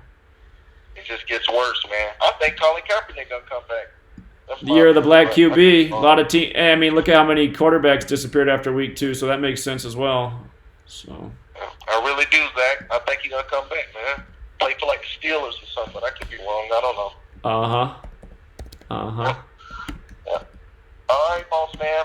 Wait to hear your video on that tonight. All right, sounds good, man. Appreciate it. Yeah. Yeah, I'll figure out the Antonio Brown thing after this. I had to come up with a devil's advocate narrative for the Boise State coach. He could get his 21st all-time loss, Air Force Falcons 73, the 21st prime, or he can pick up that 63rd win. Remember, Fridays equals 63, and Boise, ID 63 as well. So, but I like how the date numerology supports on both sides. Boise State getting this W here. Air Force didn't have a. I'm trying to miss something. Broncos is 40 if they start 4-0. Broncos equals 40. Boise State can start 4-0. Make sure Air Force doesn't have a connection to 40. No, it doesn't look like it. So